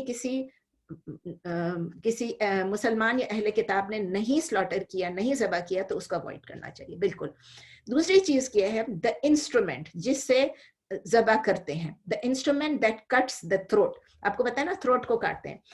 सबसे पहले तो ये बात याद रखें कि नहीं सॉरी, अब इंस्ट्रूमेंट की बात नहीं आई। नंबर 2 है the state of the animal, यानी उस वक्त एनिमल की हालत क्या है जबकि ज़बा कर रहा हूं, ज़बा करते वक्त एनिमल जिंदा है कि नहीं है। अगर, तो मैंने आपको पहले ही बता दिया, अगर वो ज़बा करने से पहले मर गया, खत्म, वो मैता हो गया, वो अलाउड नहीं है। अगर वो अलाइव है, अनकॉन्शियस है, जिस वक्त स्लॉटर कर रहे हैं, इट इज अलाउड, तो वो हलाल है। यूएस में क्या लॉ है कि जानवरों को, कैटल को स्टन करते हैं स्लॉटर करने से पहले। याद रखें, ये हमारे लिए बहुत जरूरी है। स्टनिंग के बाद 15-20 मिनट तक एनिमल जो है, अगर उसको स्लॉटर कर लिया तो शायद वो ठीक रहेगा, ठीक है ना। 15-20 मिनट के अंदर, it takes about 15 to 20 minutes for the animal to be slaughtered. Significant percentage जो है ऑफ दीज एनिमल्स, नहीं सॉरी, मैंने आपको कहा कि ठीक है, ठीक नहीं है, 15-20 मिनट लगते हैं जब तक वो स्लॉटर करें, और बहुत सारे significant percentage of these animal they die, मैंने उल्टा बोल दिया था, दे डाई, मैंने गलत बोल दिया, प्लीज इसको करेक्ट करें कि they die before they are slaughtered. ये अमेरिका की बात कर रही हूँ, दोबारा से मैं रिपीट करती हूँ ताकि कोई गलतफहमी ना रह जाए। जानवर को ज़बा करते वक्त इट शुड बी अलाइव, बेहोश हो सकता है लेकिन अलाइव होना है, मरा हुआ नहीं हो। जब अमेरिकन लॉ है कि उसको स्टन करना पड़ता है, जब उसको स्टन करते हैं उसके बाद जब उसको नॉर्मली ज़बह करते हैं तो क्या हो जाता है, 15-20 मिनट लग जाते हैं, और बहुत सारे एनिमल्स जो है उस 15-20 मिनट में मर जाते हैं बिफोर दे आर स्लॉटर्ड। तो अगर वो स्लॉटरिंग से पहले मर गया एनिमल तो क्या हो गया, मैता बन गया, हराम हो गया। याद रखिए ये पॉइंट सिर्फ, अभी मैं एंड में फिर इसको रिपीट करूंगी इंशाल्लाह। जो इंस्ट्रूमेंट, अब ये थर्ड पॉइंट है, जो इंस्ट्रूमेंट यूज होता है स्लॉटरिंग के लिए, उसके लिए क्या करना है। नबी सल्लल्लाहु अलैहि वसल्लम ने फरमाया कि अल्लाह ताला ने हर चीज में हमें एहसान करने के लिए या प्रोफिशिएंसी के लिए कहा है कि जो भी चीज करो बेहतरीन तरीके से करो। If you kill well, if you slaughter well. आप अगर ज़बह करें तो बेहतरीन तरीके से स्लॉटर करें। और फिर आगे ये भी कहा कि अपने जो भी आपकी ब्लेड है, जिस चीज से आप कार ज़बह कर रहे हैं, उसको शार्पन कर लें, उसको आप तेज कर लें, ताकि आप जानवर को तकलीफ उठाने से बचा सकें। Spare the suffering to the animal, जब वो स्लॉटर कर रहे हैं। ये सही मुस्लिम में है। तो इससे हमें क्या पता चलता है कि जब अगर हम ज़बह कर रहे हैं तो एक्सट्रीमली शार्प इंस्ट्रूमेंट यूज करना चाहिए, ताकि जानवर को मिनिमम पेन हो। पेन तो थोड़ा बहुत हो गई, हमें एक थोड़ा सा सुई चुभती है तो पेन होता है, पेन तो होगा, लेकिन मिनिमम पेन हो। और वो जरूरी नहीं है कि नाइफ हो, ये कहीं पर लिखा हुआ नहीं है कि उसको छुरी होना चाहिए, छुरा होना चाहिए, जो भी हो। It can be any sharp instrument जो कि कट करने से, वेट डालने से नहीं, कट करने से शार्प हो, और कट करने से वो जानवर को ज़बह करते हैं। मतलब वो जानवर इस तरह मरे कि उसको कट किया है। चौथी चीज जो है, ये जब मैं 1 2 3 4 कह रही हूँ, उसका मतलब नहीं है कि ये कम इंपॉर्टेंट है और वो ज्यादा इंपॉर्टेंट है। एक को तो पहले बोलना ही था ना, दूसरे को सेकंड, तीसरे को थर्ड, और चौथे को फोर्थ, इस तरह करना। तो फोर्थ जो इंपॉर्टेंट पॉइंट है, ये सब जरूरी है।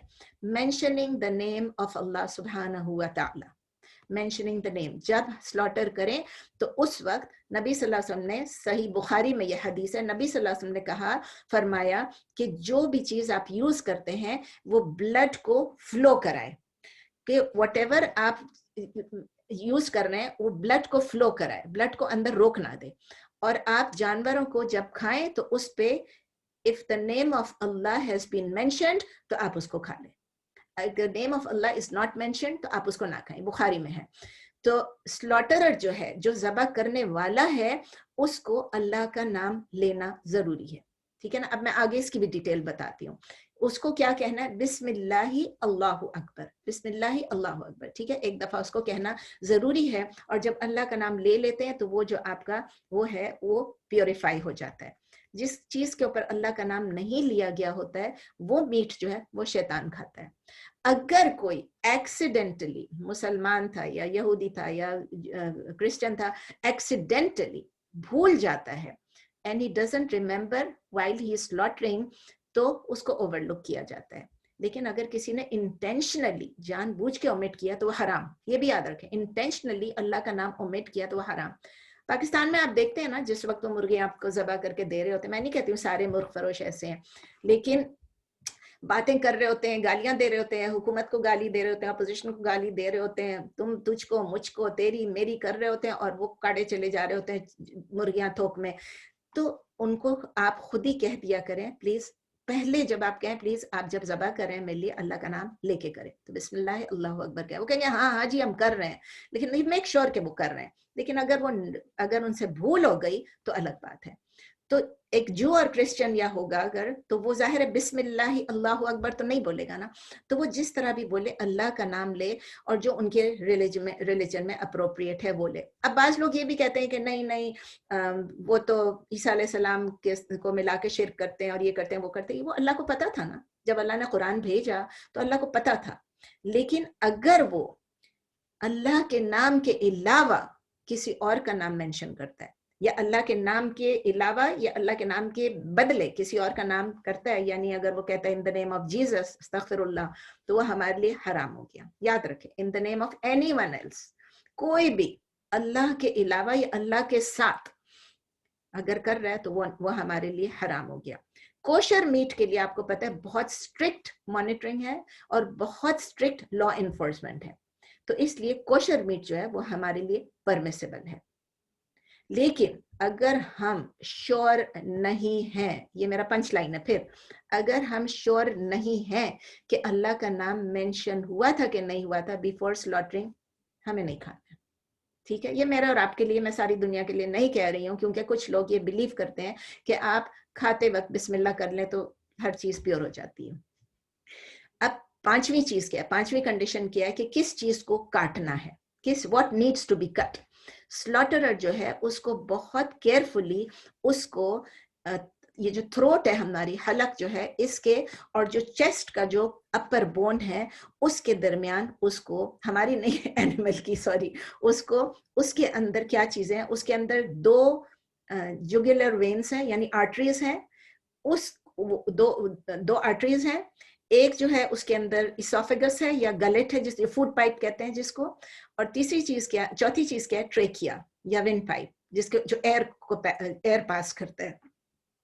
तो चार चीजें आ गई, दो जगुलर वेन्स यानी दो आर्टरीज हैं, बेसिकली दो आर्टरीज हैं, और एक फूड पैसेज है और एक विंड पैसेज है, एयर पैसेज है।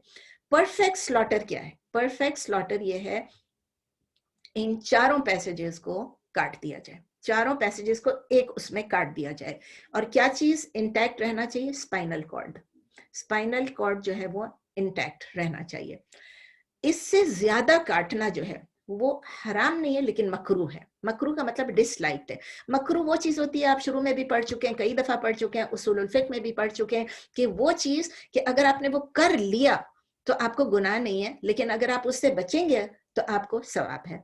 तो उससे ज्यादा अगर समझो स्पाइनल कॉर्ड को भी कट कर दिया और आपका इंटायर हेड कट हो गया तो वो उसमें क्या होगा, जानवर को अननेसेसरली पेन होगा ज्यादा, तो वो मकरू है, डिसलाइक्ड है, लेकिन हराम नहीं है, याद रखें। सो क्या हुआ, अब आप याद रखें मिनिमम क्या है टू बी कट। मिनिमम ये चार चीजें हैं, चार मैंने आपको चार चीजें बताई, इन चारों को काटना क्या है, परफेक्ट कट है एक्सक्लूडिंग द स्पाइनल कॉर्ड।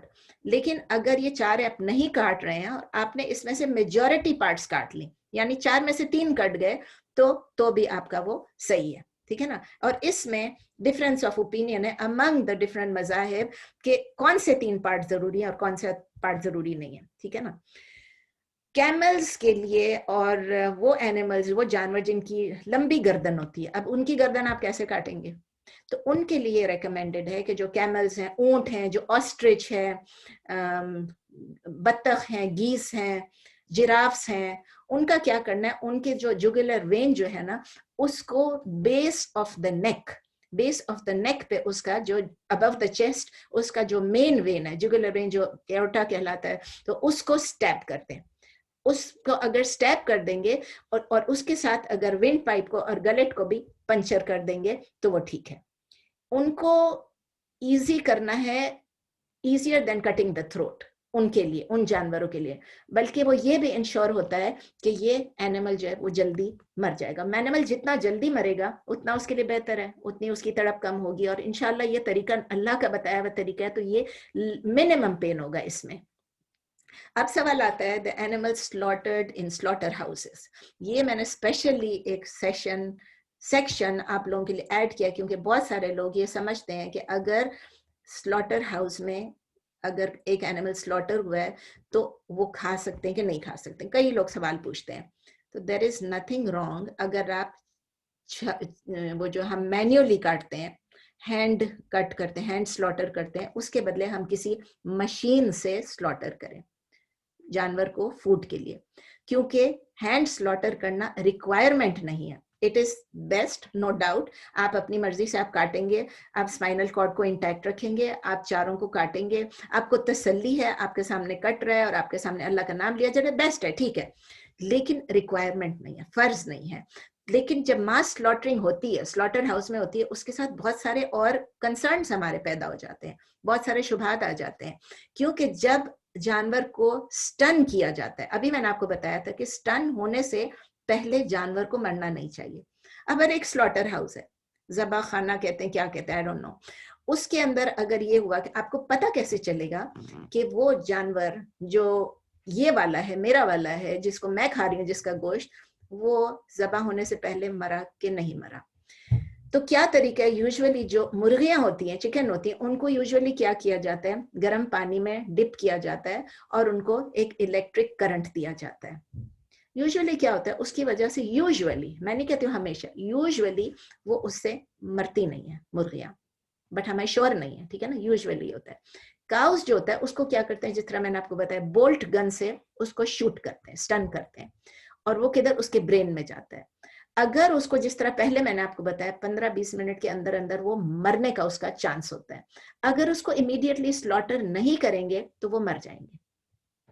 तो क्या हुआ, अगर इमीडिएटली स्लॉटर नहीं किया तो डिफॉल्ट एजम्पशन क्या है कि स्लॉटर हाउस जो है, हम डिफॉल्ट हम ये सोचते हैं कि जैसे ही उसको स्टन किया उसी वक्त स्लॉटर हाउस ने उसको ज़बह कर दिया आफ्टर द स्टन, और 15-20 मिनट वेट नहीं किया। ये डिफॉल्ट एजम्पशन है हमारे, ठीक है ना।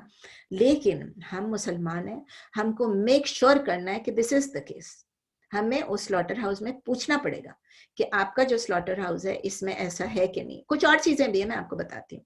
सेकेंड इशू जो ये है कि जब मुर्गियां काटते हैं तो किस स्पीड से स्लॉटर हाउस में कटती हैं। आप समझ लें कि ऑलमोस्ट जो मुझे फिगर्स मिली है, 120 चिकन्स पर minute, 120 chickens per minute with a super fast blade which is spinning, काटती जा रही मुर्गियों को, ठीक है ना, 120 chickens per minute। उनका पूरी गर्दन जो है वो कट जाती है। जो मैंने आपको बताया हराम नहीं है, इट इज स्टिल हलाल, लेकिन मकरू है। मकरू होना मतलब डिसलाइक है, आप खाएंगे तो आपको गुनाह नहीं है। अब दूसरी बात, एक और तीसरी बात ये है कि इतनी फास्ट स्पीड पे जब वो कट रही हैं तो उसमें क्या ये पॉसिबल है कि हर मुर्गी से पहले बिस्मिल्लाह बिस्मिल्लाह या बिस्मिल्लाह अल्लाह अकबर कहें? Is it possible? किसी को कंटिन्यूअसली, तो जरूरी नहीं है कि एक एक मुर्गी पे हो, लेकिन कंटिन्यूअसली अगर कोई बोले चला जा रहा है बिस्मिल्लाह बिस्मिल्लाह बिस्मिल्लाह, तो पॉसिबल है। लेकिन डिफरेंस ऑफ ओपिनियन किस बात पे है कि बाज स्लॉटर हाउसेस में उन्होंने ऑडियो रिकॉर्डिंग लगाई दी है, ऑडियो रिकॉर्डिंग लगा दी है, और वो कह रहे हैं, वो ऑडियो रिकॉर्डिंग जब बज रही होती है, बिस्मिल्लाह अल्लाह अकबर अल्लाह अकबर बिस्मिल्लाह अल्लाह अकबर जो भी बोलती चली जा रही है, बहुत सारे स्लॉटर हाउसेस में ये है। इसके मुतालिक डिफरेंट ओपिनियन है अमंग स्कॉलर्स। मैं इस झगड़े में नहीं फंसना चाहती, डिफरेंस ऑफ ओपिनियन है, डिफरेंस ऑफ ओपिनियन है। बहुत सारे स्लॉटर हाउसेस हैं वो अपनी प्रैक्टिसेस में इतने ट्रांसपेरेंट नहीं है, इतनी शफाफियत नहीं है, तो हमें एग्जैक्टली पता नहीं चलेगा कि वो क्या कर रहे हैं। हाउएवर कुछ लोगों ने जाके टीम्स गई हैं, जैसे कि ऑस्ट्रेलिया के लिए मलेशिया से टीम्स गई हैं, सऊदी से टीम्स गई हैं, उन्होंने जाके पता किया कि किस तरह स्लॉटर किया जाता है। तो अल्हम्दुलिल्लाह ऑस्ट्रेलिया से जो गोश्त आता है वो अल्हम्दुलिल्लाह हलाल होता है। तो अगर तो वो मीट, अगर हमें एग्जैक्ट नहीं पता है, लेकिन हमें ये तो वो मीट क्या होगा, यूजुअली उस मीट को हम हलाल समझेंगे अनलेस हमारे पास क्लियर सबूत है, क्लियर एविडेंस है कि ये हलाल नहीं था, इस पे नाम नहीं लिया गया था, इस पे। तो वो मैं ऑडियो रिकॉर्डिंग की बात नहीं कर रही, मैं जनरली बात कर रही हूँ कि इन सब चीजों को जो मैंने बताया है उसमें यही है कि अगर हमें किसी भी चीज पे शक है, हमें यकीन नहीं है, और हमारे पास एविडेंस है, सिर्फ शक नहीं एविडेंस भी है कि इसने सही नहीं स्लॉटर किया, इस कंपनी ने, इस ज़बीहा कंपनी ने या इस स्लॉटर हाउस ने, ज़बीहा का मतलब मैं अभी मुसलमान कंपनी और नॉन मुस्लिम की बात नहीं करी, वैसे ही कह रही हूँ कि अगर है तो फिर उसमें क्या होगा कि वो हमारे लिए हराम होगा, अगर तो हमें कोई एविडेंस मिल जाए। अगर कोई क्लियर एविडेंस नहीं है और वो कह रहे हैं कि भाई हमने सही तरीके से किया, तो आप उनकी बात को लेंगे। खासकर कैलिफोर्निया में आपको पता है कि यहाँ पर अगर आप बोल रहे हैं तो you have to be practising it.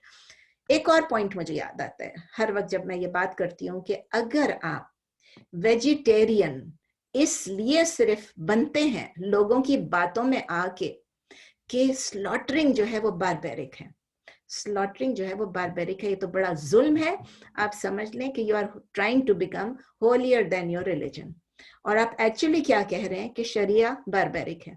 जब अल्लाह ताला ने कुरान में लिखा हुआ है कि आप ज़बा करो, आप खाओ, या आपके लिए, तो क्या अल्लाह ताला, नाउज़ुबिल्लाह, हम अल्लाह के लॉ से ऊपर अपनी लॉ बना रहे हैं? ये तो बहुत बड़ा क्लेम है।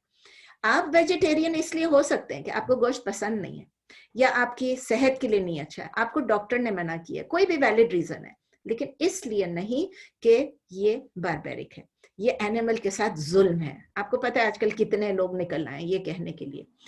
तो इस हिस्से को, मेरा ख्याल है इस हिस्से को मैं कंक्लूड करती हूँ। अभी बाकी हैं कुछ चीजें, लेकिन मेरा प्लान ये था कि आज हम इस पूरे हिस्से को कंप्लीट कर लेंगे, मतलब कि पूरा फूड एंड ड्रिंक्स को ख़त्म कर लेंगे, लेकिन मुझे लगता है शायद ना हो। लेकिन इस हिस्से को जो अभी मैंने किया, इसको मैं ज़रा क्लियरली आपके सामने रिपीट करना चाहती हूँ कि अगर हम गोश्त खरीदने जा रहे हैं किसी स्टोर से, या हम खाने जा रहे हैं मीट आइटम को किसी रेस्टोरेंट में, हमें किन किन चीज़ों का सर्टेनिटी होनी चाहिए, श्योर होना चाहिए। किस किस चीज का? नंबर 1 कि वो एनिमल स्लॉटरिंग से पहले मरा नहीं, ज़बा से पहले मरा नहीं। हमें सर्टन होना चाहिए कि जिसने ज़बा किया है वो या मुसलमान था या जू था या क्रिश्चियन था और किसी और रिलीजन से नहीं था। हमें सर्टन होना चाहिए कि जो स्लॉटरर था उसने अल्लाह का नाम मेंशन किया था, चाहे उसने अपने तरीके से बिस्मिल्लाह अल्लाह अकबर मुसलमान तरीके से किया था या यहूदी या क्रिश्चियन तरीके से किया था। और हमें ये भी श्योर होना चाहिए कि उसने किसी और का नाम उसमें ऐड नहीं किया था। मरने से पहले कोई जीसस का नाम ले लिया या कुछ कर दिया, या उसने किसी पीर मुर्शिद किसी का नाम नहीं ले लिया, किसी के नाम पे ज़बा नहीं किया, वो भी आप याद रखें। किसी और के लिए ज़बा नहीं किया, सिर्फ अल्लाह के नाम पे अल्लाह के लिए ज़बा किया। अब इसमें एक सवाल ये आता है कि सपोज कि हम एक रेस्टोरेंट में जाते हैं और वो किसी मुसलमान का रेस्टोरेंट है, मुसलमान ओन करता है उस रेस्टोरेंट को। पाकिस्तान की बात नहीं कर रही हूँ, यहाँ की बात कर रही हूँ, हमारे कॉन्टेक्स्ट में क्लियर। उस रेस्टोरेंट पे अगर उसने ज़बीहा या हलाल नहीं लिखा हुआ है, नॉर्मली लिखा होता है हलाल ज़बीहा, अगर नहीं लिखा हुआ है तो आप उसके ओनर से जाके या उसके मैनेजर से जाके पूछें, इज दिस ज़बीहा, इज दिस हलाल? आपको कितनी देर लगेगी? आप श्योर तो हो जाएंगे ना। वो आपको ना कह दे तो ना कह दे, अगर वो कहेगा आई डोंट नो, क्योंकि वो एक मैनेजर है उसको नहीं पता है, दे शुड नो क्योंकि मैनेजर को पता होता है, उनके पास लिखा हुआ होता है। कैलिफोर्निया लॉ के मुताबिक, आई थिंक यूएस लॉ, उनके पास लिखा हुआ होता है। व्हाट इफ वो स्टोर जो है, वो रेस्टोरेंट जो है वो नॉन मुस्लिम का है, वो नॉन मुस्लिम का है, लेकिन वो जो गोश्त आप खरीद रहे हैं उसके ऊपर ज़बीहा का लेबल लिखा हुआ है या हलाल का लेबल लिखा हुआ है। आपको पता है ना, हलाल लिखा हुआ होता है या ज़बीहा लिखा हुआ होता है। क्या आप वो ले सकते हैं? जी हाँ, अगर उस पर लेबल लिखा हुआ है, क्लियरली आइडेंटिफाइड है कि ये ज़बीहा, ये हलाल है, they can not tell lies. अगर वो झूठ बोल रहे हैं तो उनकी जिम्मेदारी है, लेकिन आपको पता है कैलिफोर्निया में अगर वो पकड़े गए तो उनका बिजनेस खत्म हो जाएगा, मिलियंस ऑफ डॉलर्स उनको फाइन होगा। तो मैं सिर्फ कैलिफोर्निया की बात नहीं कर रही हूँ, मैं हर जगह की बात कर रही हूँ। तो अगर उसके ऊपर ज़बीहा या हलाल लिखा हुआ है, ऑस्ट्रेलिया के गोश्त पे भी लिखा हुआ होता है, तो we are allowed to eat that meat और we are allowed to buy that meat, unless मैंने आपको बताया कि यू फाइंड एविडेंस, आपको कोई ऐसा सबूत मिल गया कि कॉन्ट्ररी टू इट है, आपको किसी ने आके सबूत दे दिया कि नहीं ये कह रहा है कि हलाल है, इसके ऊपर लेबल इन्होंने लगाया, लेकिन मैंने खुद इसको देखा है या फलां ने देखा है या फलां ने पकड़ा है कि ये जो है ये गोश्त फलां जगह से खरीदते हैं।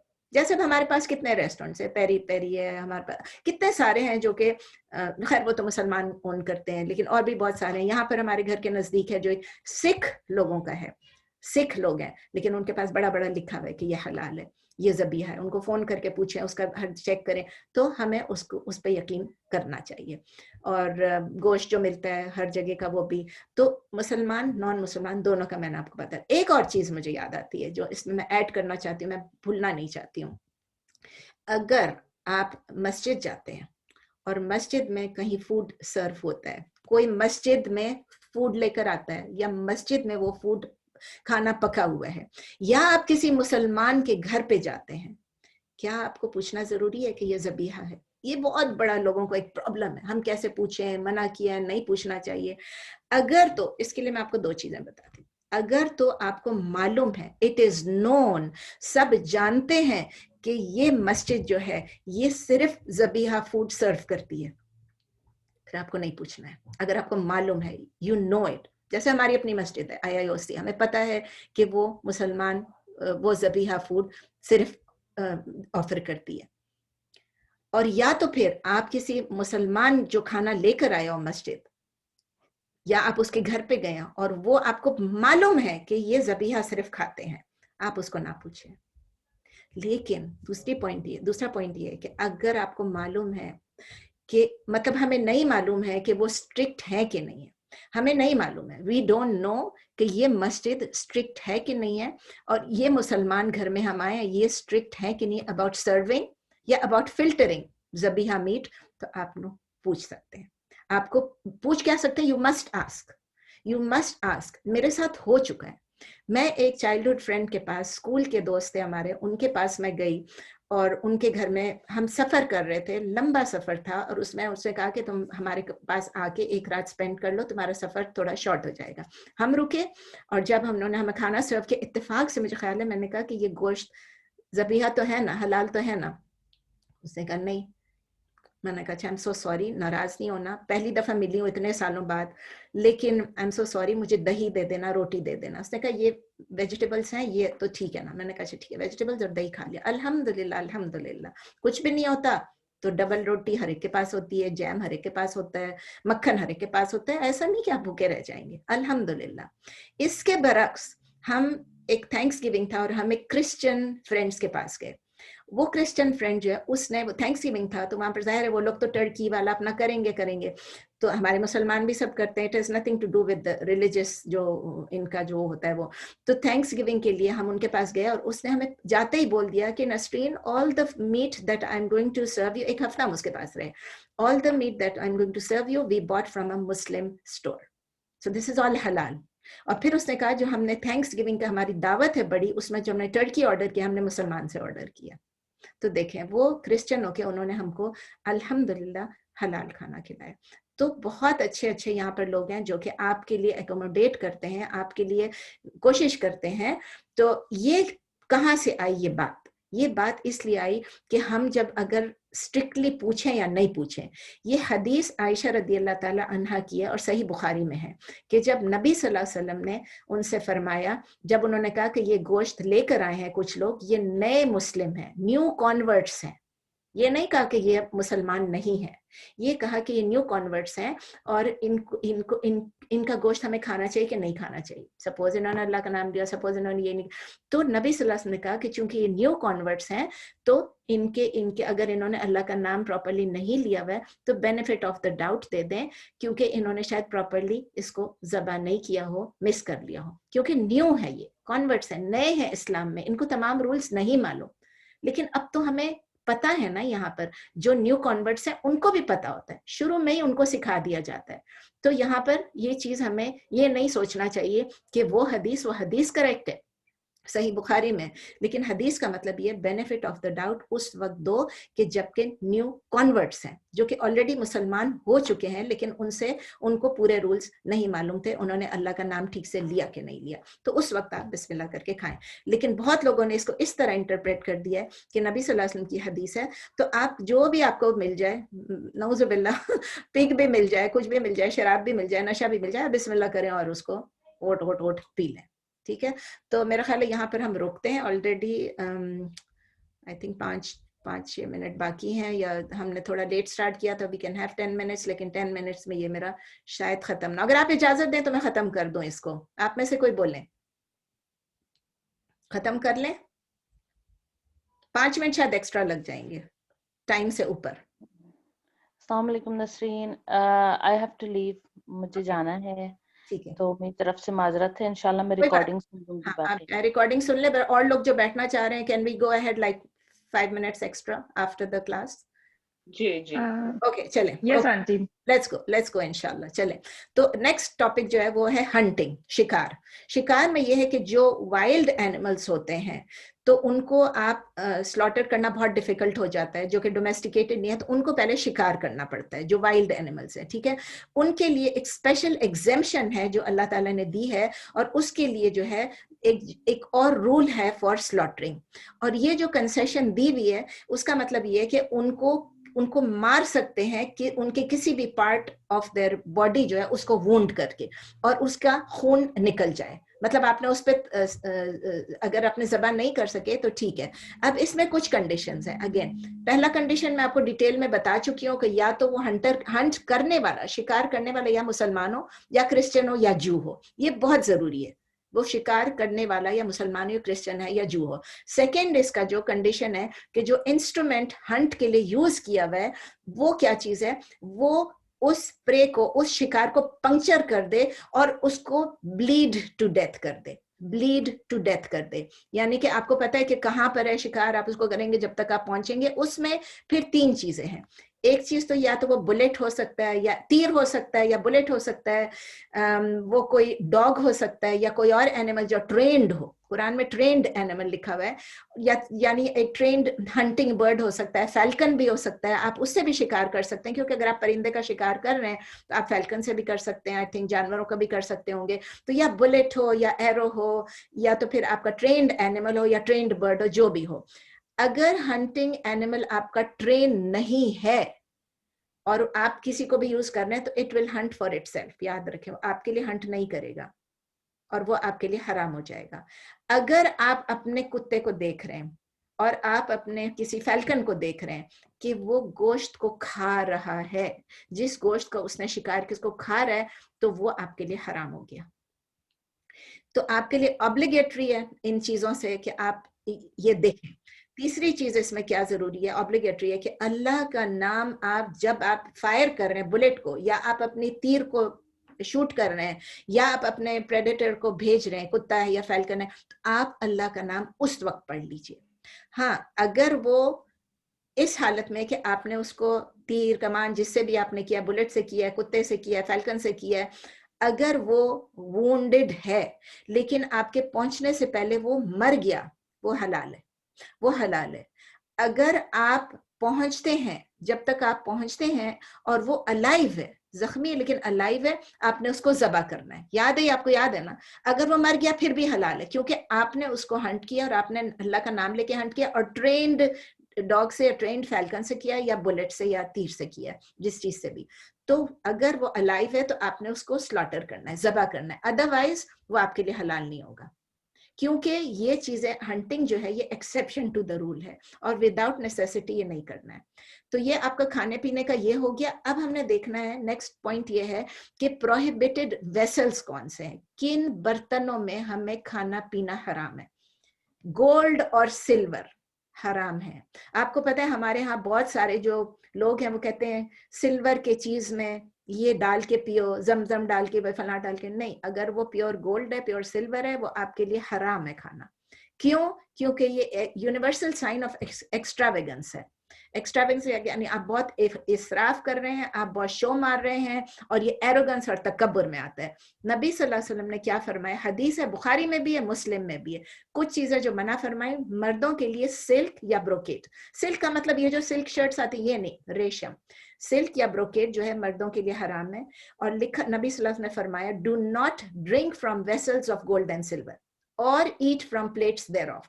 क्लियरली मना है, बुखारी में भी मुस्लिम में भी। सिल्वर और गोल्ड दोनों के प्लेटों में भी खाना मना है, उसके ग्लास, उसके कप, उसके मग, उसके कटोरे, उसके प्याले सब मना है। और नबी सल्लल्लाहु अलैहि वसल्लम ने क्या रीजन दी, they are for them in this world. जो लोग मुसलमान नहीं है उनके लिए ये इस दुनिया में गोल्ड सिल्वर है, हमारे लिए क्या है, यही चीजें आखिरत में है। For us it is in the here after. अब ईटिंग मैनर्स पे आ जाते हैं। ईटिंग मैनर्स में क्या क्या आते हैं, कुछ चीजें, जो बहुत सारी चीजें इसमें जो मैं बताऊंगी आपको, ये फर्ज नहीं है, कुछ चीजें सिर्फ मुस्तहब है, सुन्ना है, रेकमेंडेड है। लेकिन अगर हम जो चीजें नबी सल्लल्लाहु अलैहि वसल्लम ने हमें सुन्नत की बताई हैं, खुद करके बताया, बोल के बताया, कौल से, फेल से, अप्रूवल से, तो अगर हम एरोगेंस में आके, तकब्बुर में आके उन चीजों को फॉलो नहीं करेंगे तो हम गुनाहगार होंगे। आपको बताया था ना, सुन्नत वो चीज है जिसके, सॉरी, मुस्तहब वो चीज है या सुन्नत वो चीज है या रेकमेंडेड वो चीज है कि जो अगर आप कर लेते हैं तो आपको गुनाह नहीं होता, लेकिन अगर आप out of arrogance, out of disobedience करेंगे तो आपको गुनाह मिलेगा। लेकिन अगर आप उसके लिए मतलब जो चीज बना है, डिसलाइक्ड है, और जो चीज आपको रिकमेंडेड है आप करेंगे तो आपको उससे सवाब मिलेगा और नहीं करने से गुनाह नहीं मिलेगा। सबसे पहले ये है कि कुछ स्कॉलर्स ये भी कहते हैं कि हाथ धोना जरूरी नहीं है। ठीक है, लेकिन आप हाथ धोना अगर जरूरी नहीं है तो एटलीस्ट रिकमेंडेड तो है ना कि आप अपने हाथ धोएं, क्योंकि आपने हाथ किस किस चीज को लगाया होगा। खाने से पहले अगर आप हाथ धो लेते हैं तो उससे क्या होता है कि आपको कोई भी जो हार्म है या कोई मट्टी या डर्ट या जो भी चीज फिल्थ उस पर लगा हुआ है वो चीज साफ हो जाएगा। तो आप अपने आप को प्रोटेक्ट करना चाह रहे हैं from dirt and from filth. Number 2 क्या है जो बहुत जरूरी है, स्ट्रिक्ट क्राइटेरियन है कि we should say Bismillah before eating. आप खाना शुरू से करने से पहले बचपन से बच्चों को सिखा दें बिस्मिल्लाह पढ़ें। अगर तो हम भूल जाते हैं, कई दफा बातों में लगे होते हैं, भूल भी जाते हैं, मेहमानों को सर्व कर रहे होते हैं, भूल जाते हैं, खुद मेहमान होते हैं, भूल जाते हैं, बातों में तो सबसे ज्यादा भूल जाते हैं। उस वक्त क्या कहना, जैसे ही याद है बिस्मिल्लाही फी अव्वलिही व आखिरिही, यानी बिस्मिल्लाह in the beginning and in the end. तीसरी चीज क्या है, we should eat with the right hand. ये फर्ज है कि हम अपने राइट हैंड से खाएं, राइट हैंड से खाएं, और हम लेफ्ट हैंड से उस वक्त तक ना खाएं अनलेस कि हमें कोई रीजन हो, कोई उसका सबब हो, कोई वजह हो। अब आपके राइट हैंड पे पट्टी बंदी हुई है, राइट हैंड खराब हुआ है, राइट हैंड कमजोर है, आप खा नहीं सकते हैं, तो हम जब मजबूरी का नहीं नहीं आप राइट से खाओ, राइट से खाओ, राइट से खाओ। कुछ लोग लेफ्ट हैंडेड होते हैं, बच्चों को उसी वक्त से आप सिखाएं कि ठीक है आप बाकी काम लेफ्ट से करो, कोशिश करो कि खाना पीना राइट से करो, उनकी आदत डलाएं कि वो राइट से करें। नहीं कर सकते तो नहीं कर सकते, यू ट्राइड। अगर आपके पास कोई वैलिड एक्सक्यूज है, कोई वैलिड रीजन है कि आप ईट एंड ड्रिंक जो है वो राइट हैंड से नहीं कर सकते, कोई सिकनेस है, कोई इंजरी है, कुछ भी है, तो फिर उसमें कोई सिन नहीं है कि आप लेफ्ट हैंड से भी खा लें। अब मैंने देखा है लोगों को राइट हैंड नहीं चलता है, राइट हैंड पट्टी में, तो वो लेफ्ट हैंड से खा लेते हैं, कांटे से भी नहीं खा सक रहे हैं, चम्मच से भी। चौथी चीज ये है कि हमें, अगर हम खाना खा रहे हैं तो सुनना क्या है कि जो चीज सुन्नत में ये है कि जो चीज आपके डायरेक्टली आपके सामने है उसमें से खाएं, और ये ना करें कि दूसरे के उधर आप इधर उधर रीच करके दूसरों के आगे से चीजें ले रहे हैं। और खास कर ये किस वक्त इंपॉर्टेंट है ये कि अगर हम एक कॉमन प्लेट में खा रहे हैं, एक गौरी, जैसे पेशावर में गौरी देते हैं, ठीक है ना, एक गौरी में आप खाना खा रहे हैं, या और कहीं आप हैं या इन पाकिस्तान में है, अफगानिस्तान में है, ईरान में है, इतने बड़े गौरी में होता है, लोग उसमें से खा रहे होते हैं, तो उस गौरी में से अगर आप खा रहे हैं, आई डोंट नो उसको उर्दू में क्या बोलेंगे, लेकिन तब आप क्या करें, अपने सामने वाले हिस्से में से खाएं, उस प्लेट में से, वो उस जगह से खाएं जो बिल्कुल आपके सामने हो, बीच में हाथ ना डालें कि मैंने वो भी लेना है, वहां गोश्त अच्छा है तो वहां गोश्त है, so don't move your hands around the plate. हाँ, लेकिन अगर आपके दोस्त हैं, आप लोग हैं, यार दोस्त हैं, और वो कह रहे हैं यार खैर है कोई बात नहीं, यहाँ से ले लो, मुझे कोई एतराज नहीं है, तो फिर आप कर सकते हैं, लेकिन अदरवाइज दूसरों को ये बात बुरी लगेगी, दूसरों के लिए भी आप सोचें। छठी चीज ये है कि जो भी खाना आप खा रहे हैं मॉडरेशन में खाएं, मॉडरेट क्वांटिटी में खाएं, ठीक है। अल्लाह ताला सूरह अल आराफ में फरमाते हैं, सूरह नंबर 7 आया नंबर 31, या बनी आदम खुजू ज़ीनतकुम इंद कुल्ली मस्जिदिन व कुलू वशरबू वला तुसरिफू इन्नहु ला युहिब्बुल मुसरिफीन। अल्लाह ताला क्लियरली फरमाते हैं, ए बनी आदम, ओ चिल्ड्रन ऑफ आदम, खुजू ज़ीनतकुम, अपनी जो अडॉर्नमेंट है, अपनी जीनत है, अपने अच्छे कपड़े हैं, वो एवरी टाइम, अब मस्जिद का लफ्ज है, लेकिन मस्जिद का मतलब ये नहीं सिर्फ मस्जिद जाते हो, इसका मतलब है जब भी और जहां भी आप इबादत करने बैठ रहे हैं, नमाज पढ़ने बैठ रहे हैं, तो अच्छे कपड़े पहने, शैबी गंदे फट्टे फुट्टे कपड़े आप नहीं पहने। और फिर अल्लाह ताला फरमाते हैं कुलू वशरबू, और आप खाइए और आप पीजिए, वला तुसरिफू, लेकिन आप एक्सेस ना करें, इसराफ ना करें। तो अल्लाह ताला कहते हैं आगे, इन्नहु ला युहिब्बुल मुसरिफीन, अल्लाह ताला इसराफ करने वालों को पसंद नहीं करते, he does not like those who commit excess, ठीक है, एक्सेस नहीं, सॉरी एक्सेस, मैंने एक्सेस कह दिया, अच्छा यहाँ पर एक्सेस है ना, उसका याद आ गया, एक्सेस। द प्रॉफेट सल्लल्लाहु अलैहि वसल्लम ने ये भी कहा, नबी सल्लल्लाहु अलैहि वसल्लम ने कहा कि जो वर्स्ट वेसल है, जो वर्स्ट कंटेनर है, जो कि जो सबसे खराब बर्तन वो जो है, जो कि एक आदम की औलाद जो है वो भर सकता है, फिल कर सकता है, वो उसका स्टमक है। उसका स्टमक, अपने पेट को भरना नहीं है, भरना नहीं है, फुली भरना नहीं है।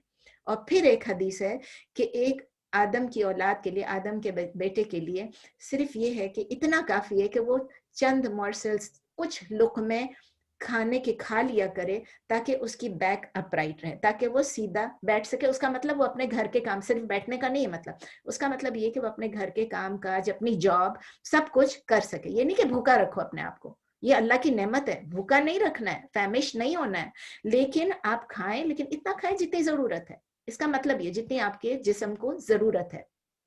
फिर साथ ही ऐड किया, लेकिन अगर आपको ज्यादा खाना है, चंद लुकमों से ज्यादा, तो फिर क्या रूल है, मैक्सिमम कितना है, मैक्सिमम है 1/3 में खाना रखें, आपके स्टमक को 3 में डिवाइड कर लें, 1/3 में खाना, 1/3 में लिक्विड पानी, और 1/3 हवा के लिए, फॉर द एयर।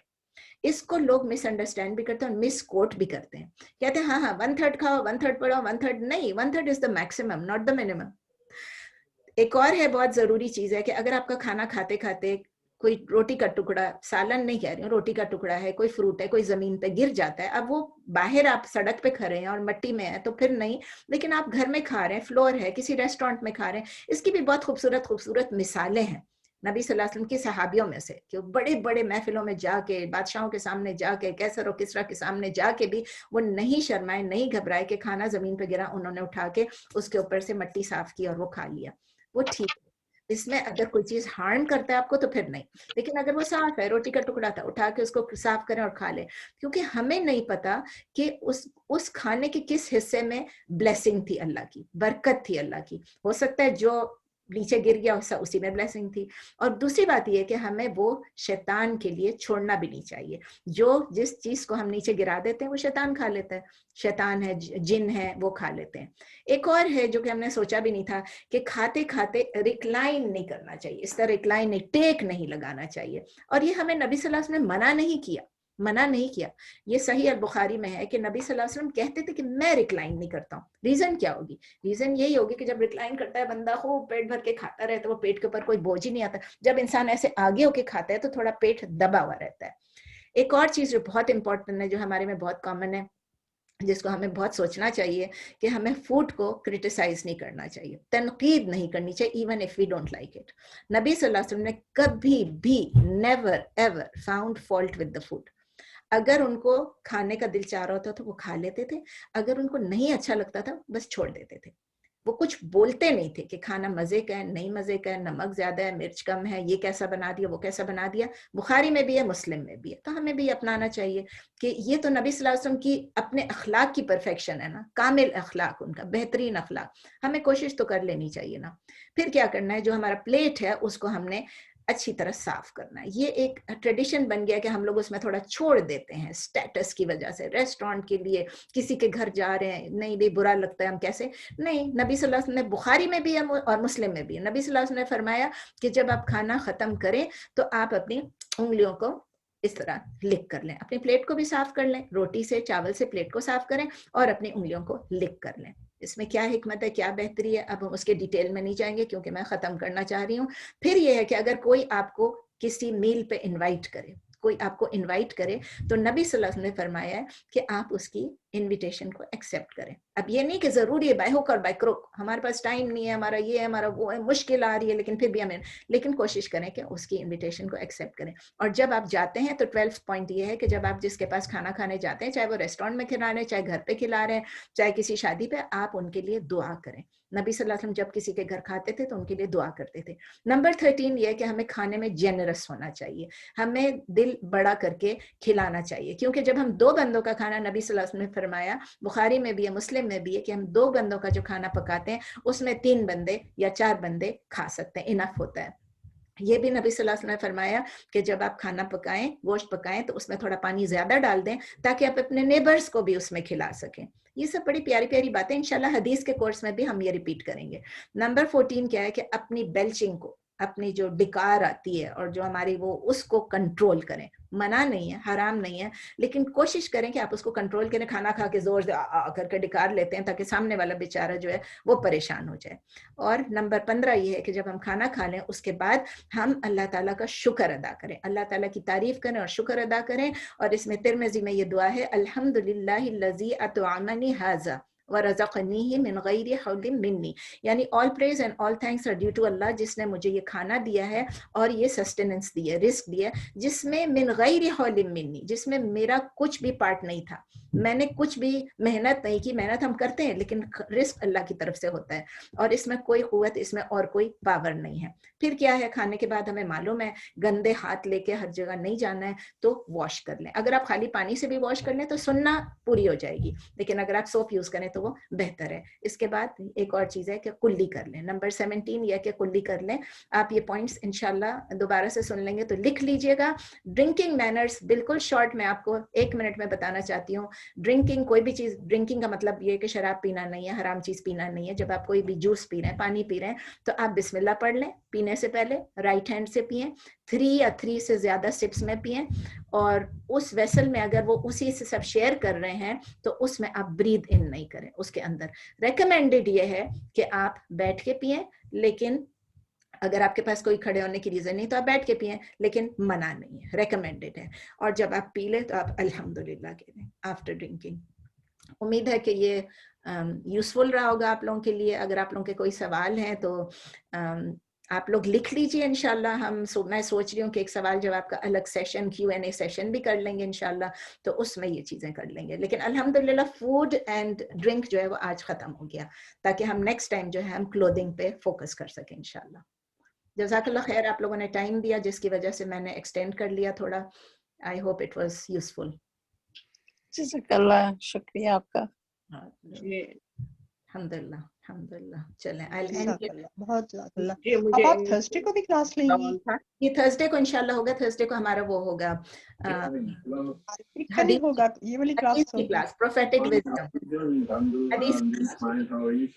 चलें, ओके, अस्सलाम वालेकुम। जी मुझे एक ये सवाल, शायद आप बाद में करेंगे, ये वीडियो बहुत लंबी हो गई, या तो मैं वीडियो को बंद कर दूंगी, उसके बाद आप सवाल पूछ अच्छा लीजिए। इतना तो बताऊंगी, बैंक में मैं इसको बंद कर देती हूँ, इसको बंद कर देती हूँ। सुब्हानक अल्लाहुम्मा व बिहम्दिक, नशहदु अल्ला इलाहा इल्ला अंत, नस्तगफिरुका व नतूबु इलैक, सुब्हान रब्बिका रब्बिल इज्जति अम्मा यसिफून, व सलामुन अलल मुरसलीन, वल्हम्दुलिल्लाहि रब्बिल आलमीन। आमीन।